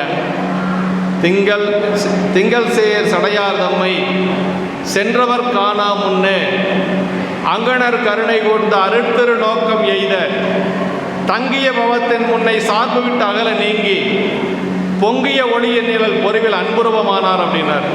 இவர் ஒன்றும் பார்க்கவே இல்லை, ஆனால் காலத்தினாதர் இவரை பார்த்துட்டார். ஒரு பெரிய அன்புடைய ஒருத்தர் வராரப்பா அப்படின்னு சொல்லி பார்த்துட்டாராம். அப்படி அவர் பார்த்த உடனேயே அந்த பார்வை எப்படி இருந்தது அப்படின்னா, அங்கணர் கருணை கூர்ந்த அருட்திரு நோக்கம்னார். அங்கணர் கருணை கூர்ந்தன்னா அருட்தன்மை வாய்ந்த கண்கள். யார்? சிவபெருமானுடைய கண்கள், காலத்தினாதருடைய கண்கள். அப்படி அந்த அருட்தன்மை வாய்ந்த கண்கள் கண்ணப்பர் மேலே பட்ட உடனேயே இதுக்கு முன்னாடி எத்தனை பிறப்பு எடுத்திருந்தாரோ அத்தனை பிறப்பில் இருந்த பாசங்களும் நீங்கிருச்சு. இப்போ எப்படி இருக்கிறாருன்னா, அவர் அன்பே உருவமாக இருக்கிறார். அங்கே ஒன்றும் கிடையாது. இப்போ நமக்கெல்லாம் இருக்குது இல்லைங்களா, ஆணவம், கண்மம், மாயை இப்படியெல்லாம் சொல்கிறோம் இல்லையா, அதெல்லாம் போயிடுச்சு அவருக்கு. அதான் சொல்கிறார், இதுதான் முதல் இடம். கண்ணப்பருக்கு எப்படி அந்த அன்பு வந்தது அப்படிங்கிறதுக்கு இதுதான் முதல் இடம். திங்கள் சேர் சடையார் நம்மை சென்றவர் காணா முன்னே அங்கடர் கருணை கூர்ந்த அருட்திரு நோக்கம் எய்த தங்கிய பவம்னா இதுவரை பவம்னா பிறப்பு, வேற ஒன்றும் இல்லை. இதுவரைக்கும் எத்தனை பிறப்பு எடுத்திருந்தாரோ, இதுக்கு முன்னாடி பிறப்பு கண்ணப்பரு, அதுக்கு முன்னாடி எத்தனையோ பிறப்பு எடுத்திருப்பார் இல்லையா, 100 பிறப்பு 1000 பிறப்பு, எத்தனை பிறப்புன்னு யாராலையும் சொல்ல முடியாது. எழுகடல் மணலை அளவிடின் அதிகம் எனதிடர் பிறவி அவதாரம்னு அருணகிரிநாதர் சொல்கிறார். 7 கடல் மணலை என்னன்னா கூட என்னுடைய பிறப்பு என்ன முடியாதுன்னு அருணகிரிநாதர் சொல்கிறார். அப்போ அத்தனை பிறப்புலையும் இருக்கக்கூடிய அத்துணை பாசங்களும் நீங்கியது அப்படின்னார். ஆமாம், அப்படி நீங்கிருச்சான். அப்படி தங்கிய பவத்தின் முன்னை சார்பு விட்டு அகல நீங்கி இப்போ எப்படி இருக்கிறார் அப்படின்னா, பொங்கிய ஒளியின் நீழல் பொறிவில் அன்புருவமானார் அப்படின்னார். பொங்கிய ஒளியின் நீழல் பொறிவில் அன்புருவமானார். அப்படி அன்பே உருவமாக கண்ணபுரம் இருக்கிறார். அப்படியே சாமிகிட்ட இருக்கக்கூடிய அந்த இன்னும் சாமியை பார்க்கவே இல்லை, பார்க்கறதுக்கு முன்னாடியே அவ்வளவு அன்பு அவருக்கு. அப்படியே போயிட்டுருக்கிறார். அப்படி செல்லுகின்ற பொழுது இப்போ சாமிக்கு பக்கத்தலமாக போயிட்டார். அப்படி பக்கமாக போன உடனே பார்த்தாரு, சாமி வந்து தன்னந்தனியாக இருக்கிறாராம். தன்னந்தனியாக இருக்கிறீங்களே சாமி, மனசு ரொம்ப வேதனைப்பட்டாராம். இந்த காட்டுக்குள்ளே யார் இப்படி தனியாக இருப்பா? இங்கே நிறைய வேடர்களெல்லாம் நிரம்ப இருக்கிறாங்க. அதுபோக சிங்கம் இருக்குது, புலி இருக்குது, கரடி இருக்குது. ஏதாவது உங்களுக்கு ஆயிடுச்சுன்னா என்ன செய்கிறது? இவரும் அந்த காட்டில் தான் இருக்கிறார். ஆனால் இவருக்கு ஏதாவது ஆயிடுச்சுன்னா ஒன்றும் பிரச்சனை இல்லையா? இவருக்கு ஏதாவது ஆயிருங்கிற எண்ணமே அவருக்கு இல்லைப்பா. எல்லாமே சாமிக்கு ஏதாச்சும் ஆயிடுச்சுன்னா என்ன செய்கிறது அப்படி நினைக்கிறாராம். சேக்கிழ பெருமான் அந்த இடத்த சொல்கிறாருங்க. வெம்மர குளத்து வந்த வேட்டுவ சாதியார் போல் கைமலை கரடி வேங்கை அரிதிருகானந்தன்னில் உம்முடன் துணையாயுள்ளார் ஒருவரும் இன்றி கேட்டேன் இம்மலை தனியே நெருங்கி இருப்பதே என்று நெய்வார் அப்படின்னார். இவரும் தனியாகத்தான் இருக்கிறார் அந்த காட்டுக்குள்ளே. துணையெல்லாம் ஒருத்தர் இல்லை, வந்தவெல்லாம் போயிட்டான். வந்தவங்க 2 பேரும் என்ன பண்ணாங்கன்னா, பார்த்தாங்க 2 பேரும். அவங்க 2 பேரும் பேசிக்கிறாங்களாம், நானும் காடணும். இருந்தால் நம்மளை வர மாதிரி தெரியல. என்ன சொல்கிறாருன்னா, தேவுமால் கொண்டான் தின்னன் அப்படின்னாங்க. தேவுமால் கொண்டான் என்ன தெரியுங்களா? சாமி பைத்தியம் பிடிச்சிருச்சு அவனுக்கு. வங்கினை பற்றி போக வல்லுடம்பு என்ன ஆனான் அப்படின்னு அவங்க 2 பேரும் பேசிக்கிறாங்க. ஒரு உடும்பு அப்படி போட்டால் பிடிச்சிக்கவும் கூடாது. அது வங்கில் போய் பிடிச்சிச்சுன்னு வச்சுக்கங்களேன், வங்கு நல்லா அதுக்கு கைக்கு வசமாக இருக்கும். என்னதான் பிடிச்சி இழுத்தாலும் உடும்பை பிஞ்சு வந்தாலும் கூட பிடி விடாது. அதான் சொல்றார், வங்கினை பற்றி போக வல்லுடும்பு என்ன நீங்கான்னார். நம்குல தலைமை விட்டான் தேவர்க்கே தலைப்பட்டான் அப்படின்னாங்க. நம்குல தலைமை விட்டான். நம்ம ஜாதி சனத்தை பற்றி எல்லாம் விட்டுட்டான். நம்ம வேடர்களுக்கெல்லாம் நீ தலைமை கிடையாது. அவன் எங்கே இருக்கிறான்ப்பா? சாமி கூட இருக்கிறான். அதான் நம்குல தலைமை விட்டான் தேவர்க்கே தலைப்பட்டான் என்று அப்படி அவங்க 2 பேரும் பேசிக்கிறாங்க. அதுக்கு தகுந்த மாதிரி இவரும் பண்ணிட்டு இருக்கிறார். சாமியை பார்த்துட்டு அப்படி சொல்றார், வெம்மர குளத்து வந்த வேட்டுவ சாதியார் போல் கைமலை கரடி வேங்கை அரிதிருகானந்தன்னில் உம்முடன் துணையாயின்றி ஒருவரும் கெட்டேன் அப்படின்னார். இந்த காட்டுக்குள்ளே யார் சாமி இப்படியெல்லாம் இருப்பாங்க? வேடுவர்கள் தானே இப்படி இருப்பாங்க. இப்படி வந்து இங்கே இருக்கலாமா? சிங்கம் இருக்குது, புலி இருக்குது, கரடி இருக்குது. உங்களுக்கு ஏதாச்சும் ஆயிடுச்சுன்னா என்ன செய்யணும்? இப்படி தன்னந்தனியாக இருக்கிறீங்களே, யாரும் துணை இல்லாமல் அப்படின்னு மனசு ரொம்ப நைந்து போனார் அப்படின்னு சொல்லி சேக்கிழ பெருமான் நமக்கு அந்த இடத்த சொல்கிறார். அதற்கு பிறகு என்ன பண்ணாராம்? மோகமாய் ஓடி சென்றார். அப்படியே உச்சி முகந்தாராம், தழுவினாராம், கட்டி பிடிச்சாராம். சாமி அப்படியே காலத்தினார் அப்படி கட்டி பிடித்தார். அப்படியே தழுவி நிற்கிறார். அப்படியே கூத்தாடுறார். பெருமானை பார்த்தாச்சு அந்த மகிழ்ச்சியில். அப்புறம் என்ன செஞ்சாரா, உனக்கு நல்ல சாப்பாடு நீ ரொம்ப நாள் ஆச்சு சாப்பிட்டு சாமிகிட்ட சொல்கிறார். இளைத்தனர் நாயனார் என்று சாமி பார்த்து இழைச்சி போச்சுன்னு சொல்கிறாருங்க. அங்கே யாராச்சும் நம்ம சாமியை பார்த்து என்னைக்காவது அப்படி நினச்சிருக்கிறோமா? இளைத்தனர் நாயனார் என்று ஈண்டச் சென்று எய்தி வெற்பின் முளைத்தெழு முதலை கண்டு முடிமிசை மலரை காலால் வளைத்த போர் செருப்பால் மாற்றி வாயில் மஞ்சள் நீர் தம்மை விளைத்தன்பு உமிழ்வார் போல விமலனார் முடிமேல் விட்டார் அப்படின்னார்.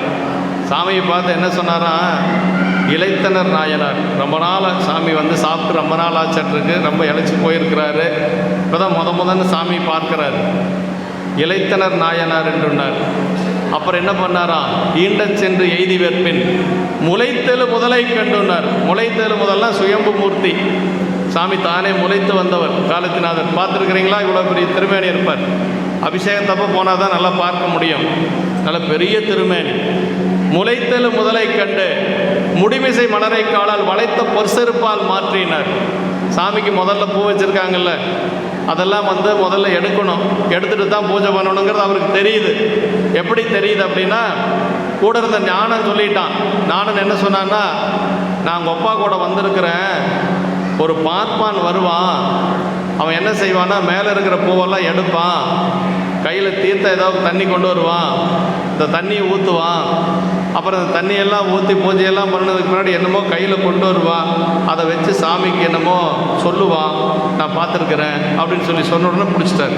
ஓ, சாமிக்கு இதெல்லாம் செய்யணுமாட்டிருக்கு, பழைய பூவை நிர்மாலிய பூவை எடுக்கணும், அப்புறம் அபிஷேகம் பண்ணணும், சாமிக்கு பூச்சூட்டணும், நைவேத்தியம் பண்ணணும், இதெல்லாம் தெரிஞ்சுக்கிறார். அதைத்தான் செய்கிறார். இளைத்தனர் நாயனார் என்று ஈண்டச் சென்று எய்தி வெற்பின் முளைத்தெழு முதலை கண்டு முடிமிசை மலரை காலால் வளைத்த பொற்செருப்பால் மாற்றினார். செருப்பு கூட கழட்டி உள்ள அந்த செருப்பு காலோடவே மேலே தலைமையில் இருக்கக்கூடிய மலரை அப்படியே கீழே தள்ளினார். அப்புறம் என்ன பண்ணார்? வாயில் கொண்டு வந்த அந்த பொன்முகலை ஆற்றினுடைய நீர் இருக்குது பாருங்க, அதை அப்படியே உமிழ்ந்தார். அது எப்படி இருந்தது அப்படின்னா, சேக்கிழ பெருமான் சொல்லார், அன்பையே உமிழ்ந்தது மாதிரி இருந்துதான். அவர் உமிழ்ந்தது அந்த எச்சிலோடு சேர்ந்து பொன்முகலை ஆற்றினுடைய நீர். ஆனால் சேக்கிழார் எப்படி சொல்கிறாருன்னா, அன்பையே உமிழ்ந்தது போல இருந்தது அப்படின்னார். இளைத்தனர் நாயனார் என்று ஈண்டச் சென்று எய்தி வெற்பின் முளைத்தெழு முதலை கண்டு முடிமிசை மலரை காலால் வளைத்த பொற் செருப்பால் மாற்றி வாயில் மஞ்சனை நீர் தம்மை விளைத்தன்பு உமிழ்வார் போல விமலனார் முடிமேல் விட்டார். சரி, அபிஷேகம்லாம் முடிஞ்சது. அபிஷேகம் முடிஞ்ச அடுத்து என்ன செய்யணும்? சாமிக்கு மலர் போடணும், மலர் சூட்டணும் இல்லையா? தலையில் கொண்டு கொண்ட அந்த மலரை சூட்டியாச்சு. சரி, அதுக்கு மேலே என்ன செய்யணும்? நைவேத்தியம் பண்ணணும் இல்லையா? நம்ம இப்போ நைவேத்தியமெல்லாம் பண்ணியிருப்பாங்க, பார்த்துருப்போம். தேங்காய் பழமெல்லாம் வச்சு, அதுபோக சக்கரை பொங்கல், புளியோதரை எல்லாம் நம்ம சாமிக்கு நைவேத்தியம் பண்ணோம். அவருக்கு தெரிஞ்ச மாதிரி பண்ணார். என்ன பண்ணார்? எப்படி பண்ணார் அப்படின்னா, நல்ல கறிகள், வெந்த கறிகள் எல்லாம் எடுத்துட்டார். அதை ஒவ்வொன்றா எடுத்து வாயில் வச்சு பார்த்தார். அதில் எலும்பு இல்லாமல் சதக்கறி மட்டும் எடுத்தார். அந்த சதக்கறியெல்லாம் எடுத்து ஒவ்வொன்றா கோலில் கோத்தார். அப்படி கோலில் கோர்த்து தீயில வாட்டி, அந்த தீயில வாட்டினது கூட எப்படி வாட்டினாருங்கிறத சொல்கிறார் சேக்கிழ பெருமான். அதாவது நீங்கள் இப்போ இன்றைக்கி இந்த லாங்குவேஜில் சொல்கிறதுன்னு வச்சுக்கோங்களேன், சிம்மில் வச்சு வாட்டுறதுன்னு சொல்லுவீங்க. பெண்கள் நிறையா இருக்கிறதுனால சிம்மில் வச்சுரு, இல்லைன்னா தீஞ்சு போயிடும் அப்படின்னு சொல்கிறோம் இல்லையா? அந்த காலத்திலேயே சிம்மில் வச்சு வாட்டியிருக்கார் கணப்ப நாயனார். அதை என்ன சொல்கிறாருன்னா, சிம்முன்னு சொல்கிறதில்ல, அழலுறு பதத்தில் காட்சி அப்படின்பார். அதை சொல்கிறார். கொழுவிய தசைகள் எல்லாம் கோளினில் தெரிந்து கோர்த்தங்கு அழலுறு பதத்தில் காட்சி பள்ளினில் அதுக்கி நாவில் படகி இனிமை பார்த்து படைத்தை விரைச்சி சால அழகது நாயனேரே அமுது செய்து அருளும் என்றார் அப்படின்னார். இதுதான் அவர் நைவேத்தியம் பண்ண பாட்டு. அவர் எப்படி நைவேத்தியம் பண்ணார்னா, சாமிக்கு கொழுவிய தசைகள் எல்லாம் நல்ல சதக்கரியெல்லாம் எடுத்தார், கோலினில் கோர்த்தார். ஒவ்வொன்றா அந்த கடைக்கோள்னு பேர், அது தீயில வாட்டுறது. அந்த கோளில் ஒவ்வொன்றா கோத்தார். கோளினில் தெரிந்து கோர்த்தங்கு அழலுறு பதத்தில் காட்சி, அதை சிம்மில் வச்சு அப்படி லேசான அந்த ரொம்ப திடுதிடுன்னு முழங்குச்சுன்னா எல்லாம் கறியெல்லாம் சாம்பலாகி போயிடும், தீஞ்சு போயிடும். அப்படி லேசான ஒரு சூடு அதில் காய்ச்சினார். அழலுறு பதத்தில் காய்ச்சி அப்புறம் அதையெல்லாம் எடுத்து பள்ளினில் அதுக்கி நாவில்னார். தின்னு பார்த்து வச்சாருன்னு சொன்னால் தப்பு, புராணம். அதுக்கி பார்த்தார் அப்படின்னா என்ன தெரியுங்களா? புகையிலை அதக்கிறதுன்னு சொல்லுவாங்க. புகையில திங்கிறதுன்னு சொல்ல மாட்டாங்க. புகையில எப்படி? புகையில அதக்கிறது அப்படின்னு சொல்லுவாங்க. புகையிலை அதக்குனா எப்படி அந்த ஒரு சுவை மட்டும் வரும் இல்லையா? அதனால் பள்ளினில் அதுக்கி பார்த்து படகி இனிமை பார்த்து படைத்த இவரைச்சி. ஏற்கனவே அவருக்கு சாப்பிட்டு பழக்கம் இருக்குது. அதனால் அதில் எதெல்லாம் சுவையாக இருக்குதோ அதெல்லாம் சாமிக்கு. சுவையில்லாதெல்லாம் என்ன பண்ணார் அப்படின்னா, தான் திங்களை தூக்கி எறிஞ்சிட்டார். நல்ல சுவை கறிகளை மட்டும் அப்படி எடுத்துட்டு நல்லா ஒரு தொன்னையில் வச்சுட்டு சாமிகிட்ட போய் எப்படி காட்டினாராம், சால அழகுது நாயனீர். இப்போ நம்ம குழந்தைகளுக்கெல்லாம் ஊட்டவும் டே இது நல்ல சதக்கறி, இது நல்ல ஈரல், இதெல்லாம் சாப்பிட்றா உடம்புக்கு நல்லது அப்படியெல்லாம் சொல்லவும் இல்லையா. அவர் அதே மாதிரி சொல்லியிருக்கிறார், சால அழகுது நாயனீர் அமுது செய்து அருளும் என்றார் அப்படின்னார். அப்படியெல்லாம் சாமிக்கு ஊட்டிகிட்டு இருக்கிறார். அப்படி ஊட்டிகிட்டு இருக்கிற பொழுது இவங்க 2 பேரும் பார்த்தாங்க, இது ஒன்றும் தேராது, நம்ம ஊருக்கு போயிடலாம் அப்படின்னு அவங்க நேரம் வந்த வேலையை பார்த்துட்டு போயிட்டாங்க. கூட வந்த 2 பேரும் போயிட்டாங்க. இப்போ அப்படி அவர் அமுது படைச்சிட்ருக்கிறார். சூரியன் பார்த்தானா, நம்ம சீக்கிரமாக போய் மலையில் தாழ்ந்துடலாம், இரவு வந்தால் தான் இன்னும் நிறைய மிருகங்களெல்லாம் வேட்டையாடி கண்ணப்பர் வந்து சாமிக்கு அமுது படைக்க முடியும்னு சொல்லி வேகமாக போய் மலையில் விழுந்துட்டானா சூரியன். சேக்கிழார் பெருமான் சொல்கிறார், அன்னையும் மொழிகள் சொல்லி அமுது செய்திட்ட வேடர் மன்னனார் திருக்காலத்து மலையனாருக்கு இன்னமும் நல்லூன் வேண்டி எழுவரும் காதல் கொண்டு பன்னிடும் கரங்கள் கூப்பி பகலவன் மலையில் தாழ்ந்தான் அப்படின்னார். பகலவன்னா சூரியன். இப்போ சூரியன் பாருங்கள் 4:30 மணி ஆச்சா, இன்னும் 1.5 மணி நேரம் இருக்குது. இல்லை கண்ணப்ப நாயனாருக்கு அமுது வேணுங்கிறதுக்காக அரை மணி நேரத்தில் போய் மறைஞ்ச மாதிரி ஆச்சு. அப்படி சொல்கிறார் சேக்கிழார் பெருமான். சீக்கிரமாக நான் போய் மறைஞ்சிட்டோன்னா இருட்டு வந்துடும். இருட்டு வந்தால் கண்ணப்பர் போய் வேட்டையாடி இன்னும் நிறைய மாமிசங்களை எல்லாம் சாமிக்கு ஊட்டுவார் அப்படின்னு சொல்லி அது மாதிரி வேகமாக போய் மறைந்தது அப்படின்னு சொல்லி சொன்னாங்க. அதே போல் 5 நாட்கள் அவர் வந்து வழிபாடு செய்கிறார். 6 நாள் வழிபாடு, 6 நாள் இதே மாதிரி அவர் செய்கிறார். அப்படி இருக்கிற பொழுது அந்த காட்டுக்குள்ளே ஒரு தினசரி அந்த சிவலிங்க திருமேனியை பூஜை செய்கிறதுக்காக ஒரு ஐயர் ஒருத்தர் வராருங்க. அவர் பேர் தான் சிவகோசரியார் அப்படின்னு சொல்லி பேருங்க. அவர் எப்படி பூஜை பண்ணுவார் அப்படின்னா, ஆகம முறைப்படி பூஜை பண்ணுறவர். ஆகம முறைப்படி பூஜை பண்ணுறதுக்காக பொருளெல்லாம் எடுத்துகிட்டு அந்த நந்தவனத்துக்குள்ளே வரார். நந்தவனத்துக்குள்ளே எப்படி வந்தார் அப்படிங்கிறத சேக்கிழார் பெருமான் சொல்கிறாருங்க. எய்திய சீர் ஆகமத்தில் இயம்பிய பூசனைக்கேற்ப கொய்த மலரும் புனலும் கொண்டணைந்தார் மைதலையும் கண்டத்து மலைமருந்தை வழிபாடு செய்து வரும் தவமுடைய முனிவர் சிவகோசரியார் அப்படின்னார். இப்போ இவர் வந்து இவருக்கு தெரிஞ்ச மாதிரி வழிபாடு செய்தார். அதற்கடுத்து இப்போ இவர் இந்த பக்கம் வந்துட்டார் வேட்டையாடுறதுக்கு. இப்போ அந்த இடத்துக்கு சிவகோசரியார் வந்துட்டார். அவர் அது சொன்னார், ஆகமத்தில் என்ன சொல்லப்பட்டிருக்குது, நமக்கு ஆகமம் தெரியாது இல்லையா, நம்ம ஆகமெல்லாம் படிக்கலை. ஆனால் ஆகமத்தில் என்ன சொல்லியிருக்கு அப்படிங்கிறத சேக்கிழார் பெருமான் இங்கே சொல்கிறார். எய்திய சீர் ஆகமத்தில் இயம்பிய பூசனைக்கேற்ப கொய்த மலரும் புனலும் கொண்டடைந்தார் அப்படின்னார். ஆகமத்தில் என்ன சொல்லப்பட்டிருக்கு தெரியுங்களா, இறைவனுடைய பூசைக்கு உகந்தது பூவும் மலரும் என்று சொல்கிறார். அதை எடுத்துக்கொண்டு அவர் வருகிறார். அவர் வந்து அப்படியே பூசை செய்கிறார். அவர் பார்க்கிறார். அவர் வந்த உடனேயே அப்படியே பதைத்து போய் விழுகிறார் கீழே. ஏன்னா எங்கே பார்த்தாலும் எலும்பு துண்டாக இருக்குது. நாயினுடைய மிதியடியெல்லாம் இருக்குது. அங்கே நாயினுடைய வந்து போன அந்த தாரைகள் எல்லாம் இருக்குது. அங்கே பூரா ஒரே எலும்பு மயமாக இருக்குது. இதெல்லாம் பார்த்தாரு. அனுசிதம் கெட்டேன் அப்படின்னு சொல்லி அவர் ஒரே வருத்தப்பட்டு அவர் என்ன செய்கிறாருன்னா, சாமி கிட்ட ஒரு நியாயமான ஒரு வார்த்தையை கேட்குறாரு. என்ன கேட்குறாரு அப்படின்னா, இதை யார் செய்திருக்க முடியும்? இந்த வனத்தில் யாராவது ஒரு வேடுவன் தான் செய்திருக்க முடியும்.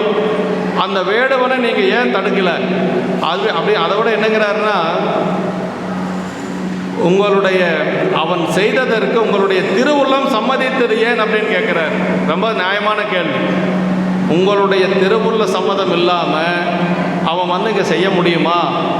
இதுக்கு நீங்கள் எப்படி திருவுள்ளம் சம்மதித்தீர் என்று சொல்லி சாமிகிட்ட போய் அவர் கேட்குறார். யார்? அந்த சிவாச்சாரியார் கேட்குறார். அதற்கு பிறகு அவர் அந்த கோயிலையெல்லாம் சுத்தம் பண்ணி ஒரு யாகமே செய்து பவித்திரமாம் செயல் செய்து அப்படிம்பாருங்க. பழுது புகுந்தது தீர பவித்திரமாம் செயல் தீட்டாகி போச்சு. ஏன்னா மாமிச துண்டெல்லாம் கிடக்குது இல்லையா, அப்படி தீட்டாகி போச்சான். அப்படி தீட்டாகி போனதுனால அவர் ரொம்ப முறைப்படி புண்ணியாச்சனை எல்லாம் செய்து அவர் வழிபாட்டை அவர் முடிக்கிறார். அப்படி முடித்து அங்கே அவர் இருந்ததை சொல்லுகின்ற பொழுது சொல்வாருங்க, அதாவது பெருமானை எப்படி வழிபாடு செய்தார் அப்படிங்கிறத சொல்லாருங்க. பணிந்தெழுந்து தனிமுதலாம் பரன் என்று பன்முறையால் துணிந்த மறை மொழியாலை துதி செய்து சுடர்திங்கள் அணிந்த முடி சடையாரை விடை கொண்டு தனிந்த மன திருமுனிவர் தபோவனத்தின் இடை சார்ந்தார் அப்படின்பாரு. அதாவது என்ன சொல்றார் அப்படின்னா, பணிந்தெழுந்து தனி முதலாம் பரன் என்றும்பார். தனி முதலாம் பரன் என்று அப்படின்னா பெருமான் தான் உயர்ந்த கடவுள். சிவபெருமானுக்கு மேலே கடவுள் இல்லைங்க. தனித்தன்மை வாய்ந்த கடவுள் யாருன்னா சிவபெருமான் தான். அதாவது தனி முதலாம் பரன் என்று அப்படின்னார். அப்படி அவரை வழிபாடு செய்து கொண்டு அவர் விடைபெற்று போயிட்டார். அப்படி போனதை கூட எப்படி சொல்றாருன்னா சேக்கிழார் பெருமான் அருமையாக சொல்றார். அந்த இடத்துல என்ன சொல்றாருன்னா, அதாவது தனிந்த மன திருமுனிவர் தபோவனத்தின் இடை சார்ந்தார் அப்படின்னாருங்க. தனிந்த மன திருமுனிவர் அப்படின்னா அதாவது காமம், கோபம், குற்றமெல்லாம் இல்லாத ஒரு மனதை உடையவர் சிவகோசரியார் அப்படின்னு சொல்லி சொல்றார். அவ்வளவு நல்லவர் அவர். அப்படி அவர் சென்றதுக்கு பிறகு மீண்டும் சொல்றார், மீண்டும் இவர் வர்றார், கண்ணப்ப நாயனார் அங்கே வர்றார். இந்த இடத்துல தான் தலைப்புக்கு சொல்றார். தலைப்பு இங்கே தான் வருது.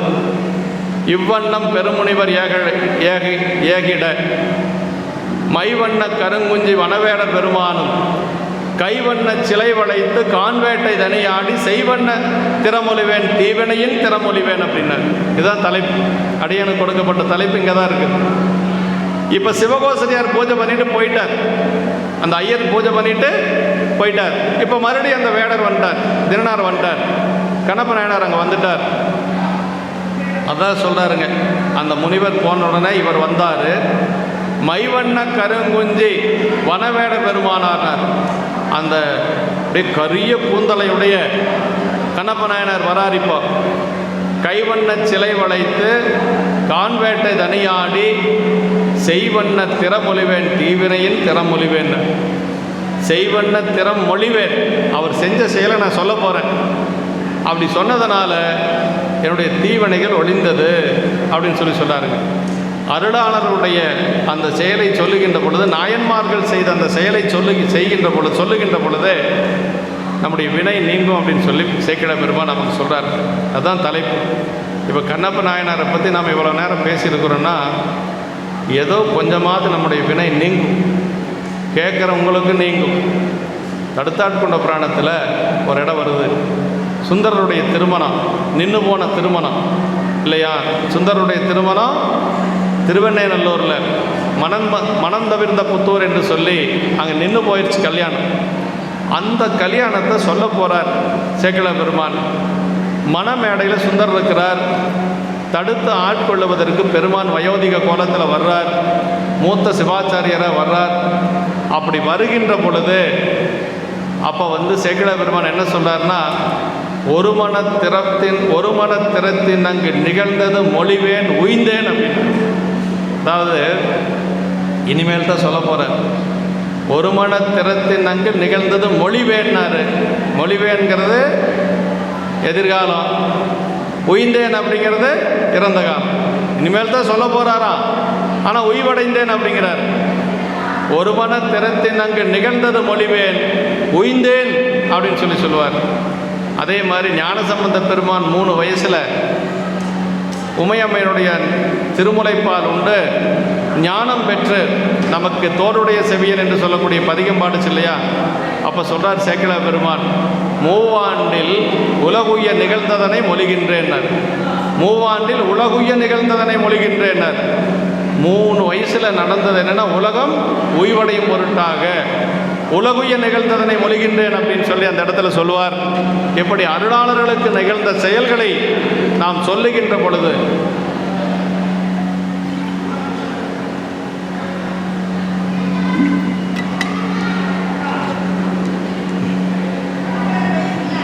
நம்முடைய அருளாளர்களுக்கு நிகழ்கின்ற அந்த செயல்களை சொல்லுகின்ற பொழுது நமக்கு நம்முடைய வினைகள் நீங்கும் அப்படின்னு சொல்லி சொல்கிறார். அதாவது செய்வண்ண திறம் மொழிவேன் அப்படிங்கிறத மொழிவேன் அப்படின்னா சொல்கிறது. அதே மாதிரி தீவினையின் திறம் ஒளிவேன் அப்படின்னு அங்கி மொழிவேன் தான் வருது. ஆனால் தீவினையின் திறம் ஒளிவேன் அப்படின்னு அர்த்தங்க. அப்போ கண்ணப்ப நாயனாருடைய வேட்டை செய்த அந்த வினையை சொல்லுகின்ற பொழுது என்னுடைய வினை நீங்கியது என்று சொல்லி சேக்கிழார் பெருமான் சொல்கிறார். இப்போ அதே மாதிரி அவர் பூஜை செய்து கொண்டு போகிறார். அப்புறம் சிவகோசரியார் ரொம்ப வருத்தப்படுறார். வருத்தப்பட்டு பெருமானிடத்தில் முறையிடுகின்ற பொழுது அப்போ சாமி சொல்கிறார், அவனுடைய செயலை நீ அறிந்து கொள்ள வேண்டும் என்றால் நான் உனக்கு நாளைக்கு ஒன்று காட்டுறேன், நீ என்னுடைய பின்னாடி ஒளிந்து கொள் அப்படின்னு சொல்லிட்டு அவரை பற்றி சொல்கிறார். தினனாரை பற்றி சொல்கிறார், அவனுடைய வடிவெல்லாம் நம்பக்கல் அன்பென்றும், அவனுடைய அறிவெல்லாம் நமையறியும் அறிவென்றும், அவனுடைய செயலெல்லாம் நமக்கிணியவாம் என்றும், அவனுடைய நிலை இவ்வாறு நீ என்று அருள் செய்தார் என்று சொல்லி சிவகோசரியார் ரொம்ப வருத்தப்படுறார். அப்படி வருத்தத்தை நீக்குவதற்காக சிவபெருமானே கனவுல போய் சொல்கிறார், சிவகோசரியாருடைய கனவுல, அவனுடைய வடிவெல்லாம் நம்பக்கல் அன்பென்றும்னா, அதாவது அவனுடைய வடிவமே இருக்குது பாருங்க, அந்த வடிவமே எப்படி இருக்குதுன்னா அன்பே வடிவமாக இருக்கிறாராம். அதான் சேக்கிழ பெருமான் இன்னொரு இடத்துல சொல்வார், அதே சரீரத்தில், படிவில்லா பரிவுதானோர் படிவமாம் பரிசு தோன்ற அப்படிம்பார். படிவில்லா பரிவு, வடிவமில்லாத அன்பு ஒரு வடிவம் எடுத்தால் எப்படி இருக்குன்னா கண்ணப்ப நாயனார் போல இருக்குமா. படிவில்லா பரிவுதானோர் படிவமாம் பரிசு தோன்ற அப்படின்னார். உருவமே கிடையாது அன்புக்கு, ஆனால் உருவம் இல்லாத அன்புக்கு ஒரு உருவம் வேணும்னா யாருன்னா கண்ணப்ப நாயனார் தான் உருவன்ட்டார். அப்போ அவனுடைய வடிவெல்லாம் நம்பக்கல் அன்பென்றும்னார். அவனுடைய வடிவமே அப்படின்னா நம்ம மீது அன்பு அப்படிங்கிறதாங்கிறார். அவனுடைய அறிவெல்லாம் நமையறியும் அறிவென்றும்னார். கண்ணப்பனுக்கு தினனாருக்கு என்னை அறியக்கூடிய அறிவை தவிர வேறு அறிவு கிடையாது. ஏன்னா இப்போ பார்த்து 6 நாள் ஆச்சு. 6 நாள் வழிபாடு தான் போயிட்டுருக்குற வழிய அவர் பச்சை தண்ணி கூட குடித்தாருங்கிற செய்தி எங்கேயுமே இல்லை புராணத்தில். அதாவது தன்னை மறந்தால் தன் நாமம் கெட்டால் தலைப்பட்டால் நங்கை தலைவந்தாலேன்னார் ஆரூர் தேவாரத்தில். அப்பர் சாமி பாடுறாரு, பெருமான் மீது பக்தியுடைய ஒரு பெண் போல அதில் சொல்வார், தன்னை மறந்தால் தன் நாமம் கெட்டால் தலைப்பட்டால் நங்கை தலைவந்தாலே. அந்த நிலையில் இருந்து வழிபாடு செய்கிறது யார் அப்படின்னா தினனார் தான். 6 நாள் ஆச்சு, அவர் அன்ன ஆகாரம் குடிக்கல, தன்னை பற்றி எந்த ஒரு உணர்வும் அவருக்கு இல்லை. அதான் அவனுடைய அறிவெல்லாம் நமையறியும் அறிவென்றும் அப்படின்னாரு. அவனுடைய செயலெல்லாம் நமக்கிணியவாம் அப்படின்னார். அப்படின்னா என்னென்ன செயல் செஞ்சார்? வாயில் கொண்டு வந்த பொன்முகடையாற்று நீரை தன்னுடைய திருமேனியில் விட்டார். தலையில் செருகி கொண்டு வந்த மலரை சாமிக்கு சாத்தினார். அப்புறம் இறைச்சி அப்படி சுவைத்து பார்த்து வச்ச இறைச்சி எல்லாம் சாமிக்கு படைச்சார். அப்புறம் செருப்பணிந்த காலை தன்னுடைய தலைமையில வச்சு அந்த மலரையெல்லாம் தள்ளினார். இதெல்லாம் எனக்கு இனிய செயல் அப்படின்னு யார் சொல்கிறார்? சிவபெருமானே சொல்கிறார். அவனுடைய செயலெல்லாம் நமக்கிணியவாம் என்றும்னார். அப்புறம் அவனுடைய நிலை இவ்வாறு நீ என்று அருள் செய்தார் என்று சொல்லி சேக்கிழ பெருமான் சிவகோசரியார்கிட்ட சொல்கிறார். சிவகோசரியார் அதைய சரின்னு சொல்லி கேட்டுக்கிறார். 6வது நாள் வழிபாடு செய்கின்ற பொழுது அப்படியே இப்போ 6வது நாள் அவர் வழிபாட்டுக்கு வருகின்ற பொழுது சாமியினுடைய திருவருள் நோக்கம் பட்டு அவர் எப்படி இருக்கிறார் அப்படிங்கிறத சொல்கிறாருங்க. என்ன சொல்கிறாருன்னா, முன்பு திருக்காலத்தி முதல்வனார் அருள் நோக்கால் இன்புருவேதகத்து இரும்பு பொன்னானால் போல் யாக்கை தன் பரிசு வினையரண்டு சாறுமல 3 மர அன்பு விளம்பாய் தெரிவார் அவர் கருத்தின் அளவினரோ அப்படின்னாரு. முன்பு திருக்காலத்தி முதல்வனார் அருநோக்கால் இன்புருவேதகத்து இரும்பு பொன்னானால் போல் யாக்கை சைவ சித்தாந்தத்தினுடைய முடிந்த முடிவுங்க. அது சாமியினுடைய திருவருள் நோக்கம் அவர் மேலே பட்டது. அவர் மேலே பட்டவுடனேயே 2 வினைகளும் போயிருச்சு, ஆணவம் போயிருச்சு, மாயை போயிருச்சு. இதுக்கெல்லாம் மூல காரணமாக இருக்கக்கூடிய மூலகன்மமும் போயிருச்சு அப்படிங்கிறார் இந்த பாட்டில். முன்பு திருக்காலத்தி முதல்வனார் அருள் நோக்கால் இன்புருவேதக இரும்பு மாறி இருந்த அந்த உடம்பு இப்போ எப்படி ஆயிடுச்சுன்னா பொன்போல் மாறியது அப்படின்னார். மாறினதுக்கு என்ன காரணம்? இறைவனுடைய அன்பு, இறைவனுடைய திருப்பார்வை இவர் மேலே பட்டது. அதான் முன்பு திருக்காலத்தி முதல்வனார் அருள் நோக்கால். அருள் நோக்கம்ங்கிறது பெருமானுடைய அருள் நோக்கு.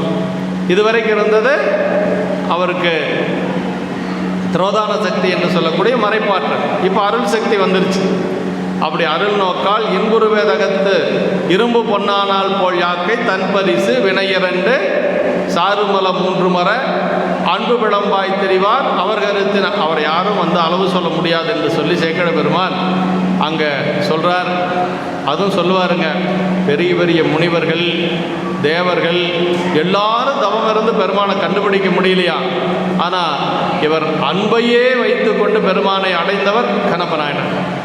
சார்வரும் தவங்கள் செய்து முனிவரும் அமரதாமும் கார்வரை அரவி சேர்ந்தும் காணுதற்கறியார் தம்மை ஆர்வமுன் பெருக ஆற அன்பினில் கண்டுகொண்டே நேர் பெற நோக்கி நின்றார் நீலுருள் நீங்க நின்றார் என்று சொல்லி சேக்கிழ பெருமான் அந்த இடத்துல அப்படியே தவங்கள் செய்த முனிவர்கள் தேவர்கள் யாரும் அடைய முடியாத அந்த நிலையை அன்பின் மூலமாக அடைந்து காட்டிய பெருமகனார் நம்முடைய கண்ணப்பநாயனார்.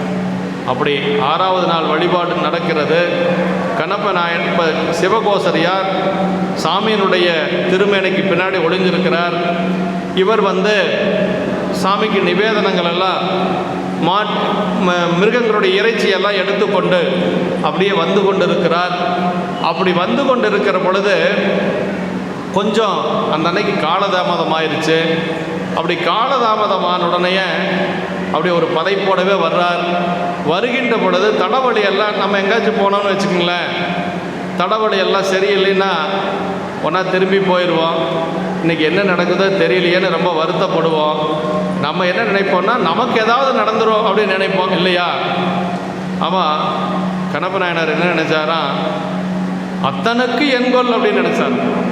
தீய புட்கள் தீய பறவைகள் எல்லாம் ரத்தம் பட்டு கிடந்தது. கொஞ்சம் தீய தீய சகுனங்கள் எல்லாம் ஏற்பட்டுச்சான். அப்படி அந்த 6வது நாள் அதெல்லாம் பார்த்துட்டு வர்றார். அப்படி வருகின்ற பொழுது மனசில் நினைக்கிறாரா, அத்தனுக்கு என்கொல், சாமிக்கு ஏதாவது ஆயிடுச்சுன்னா என்ன செய்கிறது, தடவழி சரியில்லைன்னா சாமிக்கு ஏதாச்சும் ஆயிருமா, கண்ணப்பருடைய அறிவில் நம்மளுடைய அறிவில் நமக்கு ஏதாச்சும் ஆயிடுச்சுன்னு என்ன பண்ணுறது, நம்ம பிள்ளைகளுக்கு ஏதாச்சும் ஆயிடுச்சுன்னு என்ன பண்ணுறது நம்ம நினைப்போம்.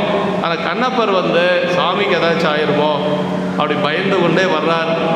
அப்படி வருகின்றவர் கொஞ்சம் தூரத்திலிருந்தே பார்க்கிறார்.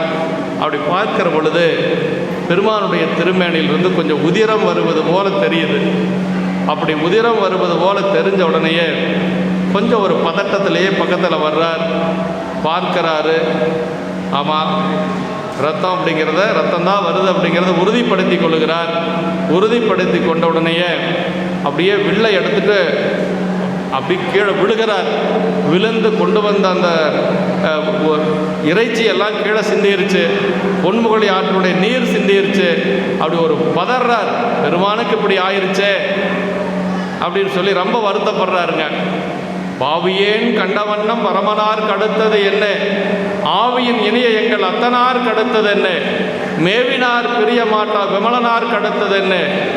இப்படி என்ன சொல்றாருன்னா, இது வரைக்கும் நல்லா இருந்தார் சாமி, இந்த பாவி பார்த்ததுக்கு பிறகு இப்படி ஆயிட்டாரு. பாவியேன் கண்டவண்ணம் பரமனார் கடுத்தது என்னன்னார், ஆவியின் இனிய எங்கள் அத்தனார் கடுத்தது என்னன்னார். உயிரை விட மேலான என்னுடைய பெருமானுக்கு இப்படி ஆயிடுச்சு என்று சொல்லி அப்புறம் இன்னொன்று சொல்கிறாரு, ரொம்ப அருமையான இடம். மேவினார் பிரிய மாட்டா விமலனார் கடுத்தது என்னன்னார். மேவினார் பிரிய மாட்டான்னா, யார் ஒருத்தர் பெருமான் திருவடி அடைகின்றார்களோ அவங்க திரும்ப கீழே வரமாட்டாங்களாம். அதான் சொல்கிறார், மேவினார் பிரியமாட்டா விமலனார் கடத்தது என்ன என்று சொல்லி இப்படி எல்லாம் பலவாறு அவர் புலம்பிக் கொண்டு அப்படியே அந்த காட்டினுடைய மூலிகைகள் எல்லாம் எடுத்துக்கொண்டு அப்படியே பிழிந்து அந்த சாரையெல்லாம் பெருமானுடைய கண்ணில் அப்பறார். அதெல்லாம் ஒன்றும் நிற்கலை. யாராவது வேடுவர்கள் தான் இது மாதிரி செய்திருக்கணும் என்று சொல்லி அப்படியே அந்த வில்லை எடுத்துக்கொண்டு காடு பூரா தேடுறார். ஒருத்தரும் கிடைக்கல. அப்போ தான் அவர் என்ன செய்கிறார் அப்படின்னா, எனக்கு ஒரு பழமொழி நினைவுக்கு வருது. ஊனுக்கு மருந்து ஊன் அப்படிங்கிற பழமொழி அவருக்கு நினைவுக்கு வருது. அப்புறம் அப்படி நினைவுக்கு வந்த உடனேயே என்ன செய்கிறார் அப்படின்னா, தன்னுடைய அந்த கண்ணை, அந்த வலது கண்ணை எடுத்து பெருமானுடைய அந்த கண்ணிலே அப்புகிறார். அப்படி அப்புகின்ற பொழுது ஒரு வாரம் அந்த குருதி நின்று போயிடுது.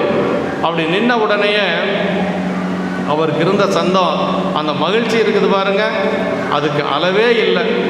அப்படியே ஆனந்த கூத்தாடுறார் அந்த காட்டில். நன்று நான் செய்த இந்த மதி என்று சொல்லி அப்படியே அந்த அந்த ஒரு மகிழ்ச்சிக்கு அளவே இல்லைங்க. ஒரு கண்ணு தான். நின்ற செங்குருதி கண்டார், நிலத்தில் நின்று ஏற பாய்ந்தார், குன்றென வளர்ந்த தோர்கள் கொட்டினார் கூத்தும் ஆடி, நன்று நான் செய்த இந்த மதி என்று உண்மத்தர் போல என்று சொல்லி சேக்கிழ பெருமான் சொல்வாருங்க. நின்ற செங்குருதி கண்டார் நிலத்தில் நின்று ஏறப்பாய்ந்தார் அப்படின்னார். அந்த ரத்தம் நின்ன உடனே எட்டி குதிச்சாராம். குன்றன வளர்ந்த தோள்கள் கொட்டினார் கூத்தும் ஆடி அப்படின்னாரு. அப்படியே அந்த தோள்களை எல்லாம் கொட்டி கொண்டு கூத்து ஆடுறாராம். ஆனால் ஒரு கண்ணு தான் இப்போ அவருக்கு இருக்குது. 2 கண்ணில் ஒரு கண்ணு சாமிக்கு அப்பியாச்சு. ஆனால் ஒரு கண்ணிலே அந்த ஆட்டம் ஆடி இருக்கிறார். ஏன்னா பெருமானுக்கு கண்ணில் வர ரத்தம் நின்று போச்சு. அதனால் அவ்வளவு மகிழ்ச்சியாக அவர் அந்த இடத்த சேக்கிழ பெருமான் சொல்வார். அதற்கு பிறகு கொஞ்ச நேரம்தான் அந்த மகிழ்ச்சி. அப்புறம் அவருடைய அன்பை பின்னும் காட்ட சேக்கிழ பெருமான் மீண்டும் அவருடைய அன்பை காட்டணும்னு சாமி நினைச்சாராம். அப்படி நினைச்ச உடனே அவருடைய அதாவது முதல் சரம் வாங்கிய சேக்கிழ பெருமான் சொல்வாருங்க. ஒரு அம்பை எடுத்து முதல் சரம் சொல்லார் இந்த இடத்துல. அதை எடுத்து பெயர்த்து சாமியினுடைய கண்ணில் அப்பிடுறாரு இந்த இடத்துல. அப்புறம் கொஞ்ச நேரம் கழித்து மீண்டும் இந்த இதெல்லாம் முடிஞ்சதுக்கு பிறகு மீண்டும் இன்னொரு கண்ணிலையும் குருதி வருவது போல பெருமான் செய்தாராம். அதை பார்த்துட்டு கொஞ்சம் வருத்தப்படுறாரு. வருத்தப்பட்டு ஒரு மகிழ்ச்சி அவருக்கு என்னென்னா, மருந்து கை கண்டேன் அப்படின்னார். இன்னொரு கண் இருக்குதுல்ல, எப்படி இருந்தாலும் சாமிக்கு 2 கண்ணு, நமக்கு 2 கண் இருக்குது. ஒரு கண்ணை பெயர் தப்பி குருதி நின்னாச்சு. நமக்கு இருக்கிறதே 2 கண்ணு தானே, அதுவும் போயிடுச்சுன்னா என்ன செய்யறதுன்னு நாம் நினைப்போம். ஆனால் அவருக்கு தான் அவருடைய நினைவே இல்லையே. அதனால் என்ன பண்ணுறாரு, மருந்து கை கண்டேன் என்று சொல்லி அப்படியே சாமி முன்னாடி போய் நின்னார். அப்படி சாமி முன்னாடி போய் நின்று, ஏன்னா இந்த கண்ணை பெயர்த்தாச்சுன்னா அப்போ கூட இடம் தெரியாது இல்லையா, அதனால் காலை தூக்கி அந்த கண்ணு இருக்கிற இடத்துல வச்சார். செருப்பு காலை தூக்கி அந்த கண்ணு இருக்கக்கூடிய இடத்துல வச்சார். அப்புறம் ஒரு தனி பகழி கொண்டும்பார். முதல் சரம் அடுத்து வாங்கிம்பார். இப்போ ஒரு தனி பகழி கொண்டு அந்த அம்பவே பயன்படுத்தலையா, இது வேற அம்புங்கிறார். அப்படின்னா அதாவது சொல்லுவாங்க மருத்துவத்தில் யூஸ் அண்ட் த்ரோ அப்படின்னு சொல்லி சொல்கிறாங்க இல்லையா, அந்த காலத்திலேயே கண்ணபுராயனார் அப்படி தான் செய்திருக்கிறார். முதல் கண்ணை பெயர்த்த அம்பு இப்போ பயன்படுத்தலை, அது முதல் சரம்னு சொன்னார். இப்போ என்ன சொன்னார், ஒரு தனி பகழி கொண்டு அப்படின்னாரு. அப்படி அந்த தனி ஒரு சரத்தை எடுத்து கண்ணில் வைக்க போகிறார். இதுக்கு மேலே சாமியினால் அதை பார்க்க முடியல. தரித்திலர் தேவதேவர் அப்படின்னார். இதுக்கு மேலே சாமி பார்க்க முடியுமா? இதுக்கு மேலே அந்த கண்ணையும் பெயர்க்கக்கூடிய அளவுக்கு பார்த்தா அது சாமியா? பெருமானாலேயே முடியல. இன்னும் என்ன சொல்லுவாங்க அப்படின்னா, முதல்ல பார்த்தது காலத்திநாதருடைய கண்ணு, இப்போ 2வது பார்க்கறது யாருடைய கண்ணு, கண்ணப்பருடைய கண்ணு இல்லைங்களா. கண்ணப்பருடைய கண்ணு இப்போ யாருக்கிட்ட இருக்கு, சாமிகிட்ட ஒரு கண்ணு இருக்கு. அந்த கண்ணு இன்னொரு கண்ணை பெயர்க்கிறதுக்கு விடுமா என்ன? அதனால தரித்திலர் தேவதேவர் அப்படின்னாரு. அப்படியே அவரால் பெருமானாலேயே முடியல. அப்படி முடியாமல் அவர் என்ன பண்ணார்னா, அந்த சிவலிங்க திருவேலிருந்து அப்படியே அந்த கரம் தோன்றி அவருடைய கரத்தை பிடித்து சொல்கிறாருங்க. அந்த இடத்துல சேக்கிழ பெருமான் சொல்லுவாருங்க, கண்ணப்ப நிற்க என்று நாக கங்கணர் 3 அடுக்கு நாக கங்கணர் வாக்கு அப்படிம்பார். 3 முறை சொன்னாராம், கண்ணப்ப நிற்க, கண்ணப்ப நிற்க, கண்ணப்ப நிற்க என்று சொல்லி 3 தடவை சொல்லி அப்படியே அதற்கு பிறகு அங்கே சேக்கிழ பெருமான் என்ன சொல்கிறார்னா, இந்த இடத்த சொல்கிறார் பாருங்க. காணவர் பெருமானார் கண்ணிடர்ந்து அப்பும்போது ஊனமது உகந்தையர் உற்றுமின் பிடிக்கும் போது ஞானமா முனிவர் கண்டார் நான்முகன் முதலாய தேவர்கள் மலர் மாறி பொழிந்தார்கள் அப்படின்னு சொல்லுவாருங்க. அதாவது இந்த நிகழ்ச்சிக்கு யார் சாட்சி அப்படின்னா, ஞானமா முனிவர் சிவகோசரியார். அவர் தான் பின்னாடி உட்காந்து ஒளிஞ்சிட்டு பார்த்துட்டே இருக்கிறாரு. அவர் தான் சாட்சியாக இருக்கு. காணவர் பெருமானார் கண்ணிடர்ந்து அப்பும்போது, காணவர் பெருமான் யாரு, கண்ணப்ப நாயனார். காணவர் பெருமானார் கண்ணிடர்ந்து அப்பும்போது ஊனமது உகந்த ஐயர் உற்றுமின் பிடிக்கும் போதுனார். சரி, இந்த இடத்துல ஊனமது உகந்த ஐயர்னா ஊனமதை ஏற்றுக்கொண்டவர் அப்படின்னு சொல்றார் சேக்கிழ பெருமான்.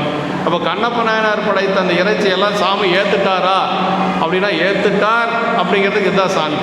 இந்த இடத்துல ஊனமது உகந்த ஐயர் உற்றுமின் பிடிக்கும் போது இது யாரு சாட்சி, ஞானமா முனிவர் கண்டார் அப்படின்னார். அங்கே இருக்கக்கூடிய அந்த சிவகோசரியார் பார்த்தார். மேலிருந்து தேவர்களெல்லாம் கற்பக மலர் தூவினார்கள். எல்லாரும் கண்ணப்பரை அப்படியே வாழ்த்தி மலர் தூவினார்கள். எல்லாரும் அந்த இடத்துல அப்படியே பெருமானே கண்ணப்பரை என்ன சொன்னார் அப்படின்னா, அவர் கையை பிடித்து பெருமான் சொல்கிறாரு, என்னுடைய வலத்தில் நீ மாறிலாய் நிற்க என்று சொல்லி அருள் செய்கிறாருங்க. இந்த இடத்த சொல்லுகின்ற பொழுது என்ன சொல்லுவார்னா, வேறினி இதன் மேல் உண்டோ பிராந்திரு கண்ணில் வந்த ஊறு கண்டு அஞ்சி தங்கன் இடர்ந்தப்பும் கையை பிடித்து ஏறு உயர்த்தவர்தம் கையினால் பிடித்து மாறிலாய் என் வலத்தில் நிற்க என்று மண்ணு பேர் அருள் புரிந்தார் என்று சொல்லி சேக்கிழ பெருமான் அந்த இடத்த சொல்வாருங்க. மாறிலாய் என் வலத்தில் நிற்க.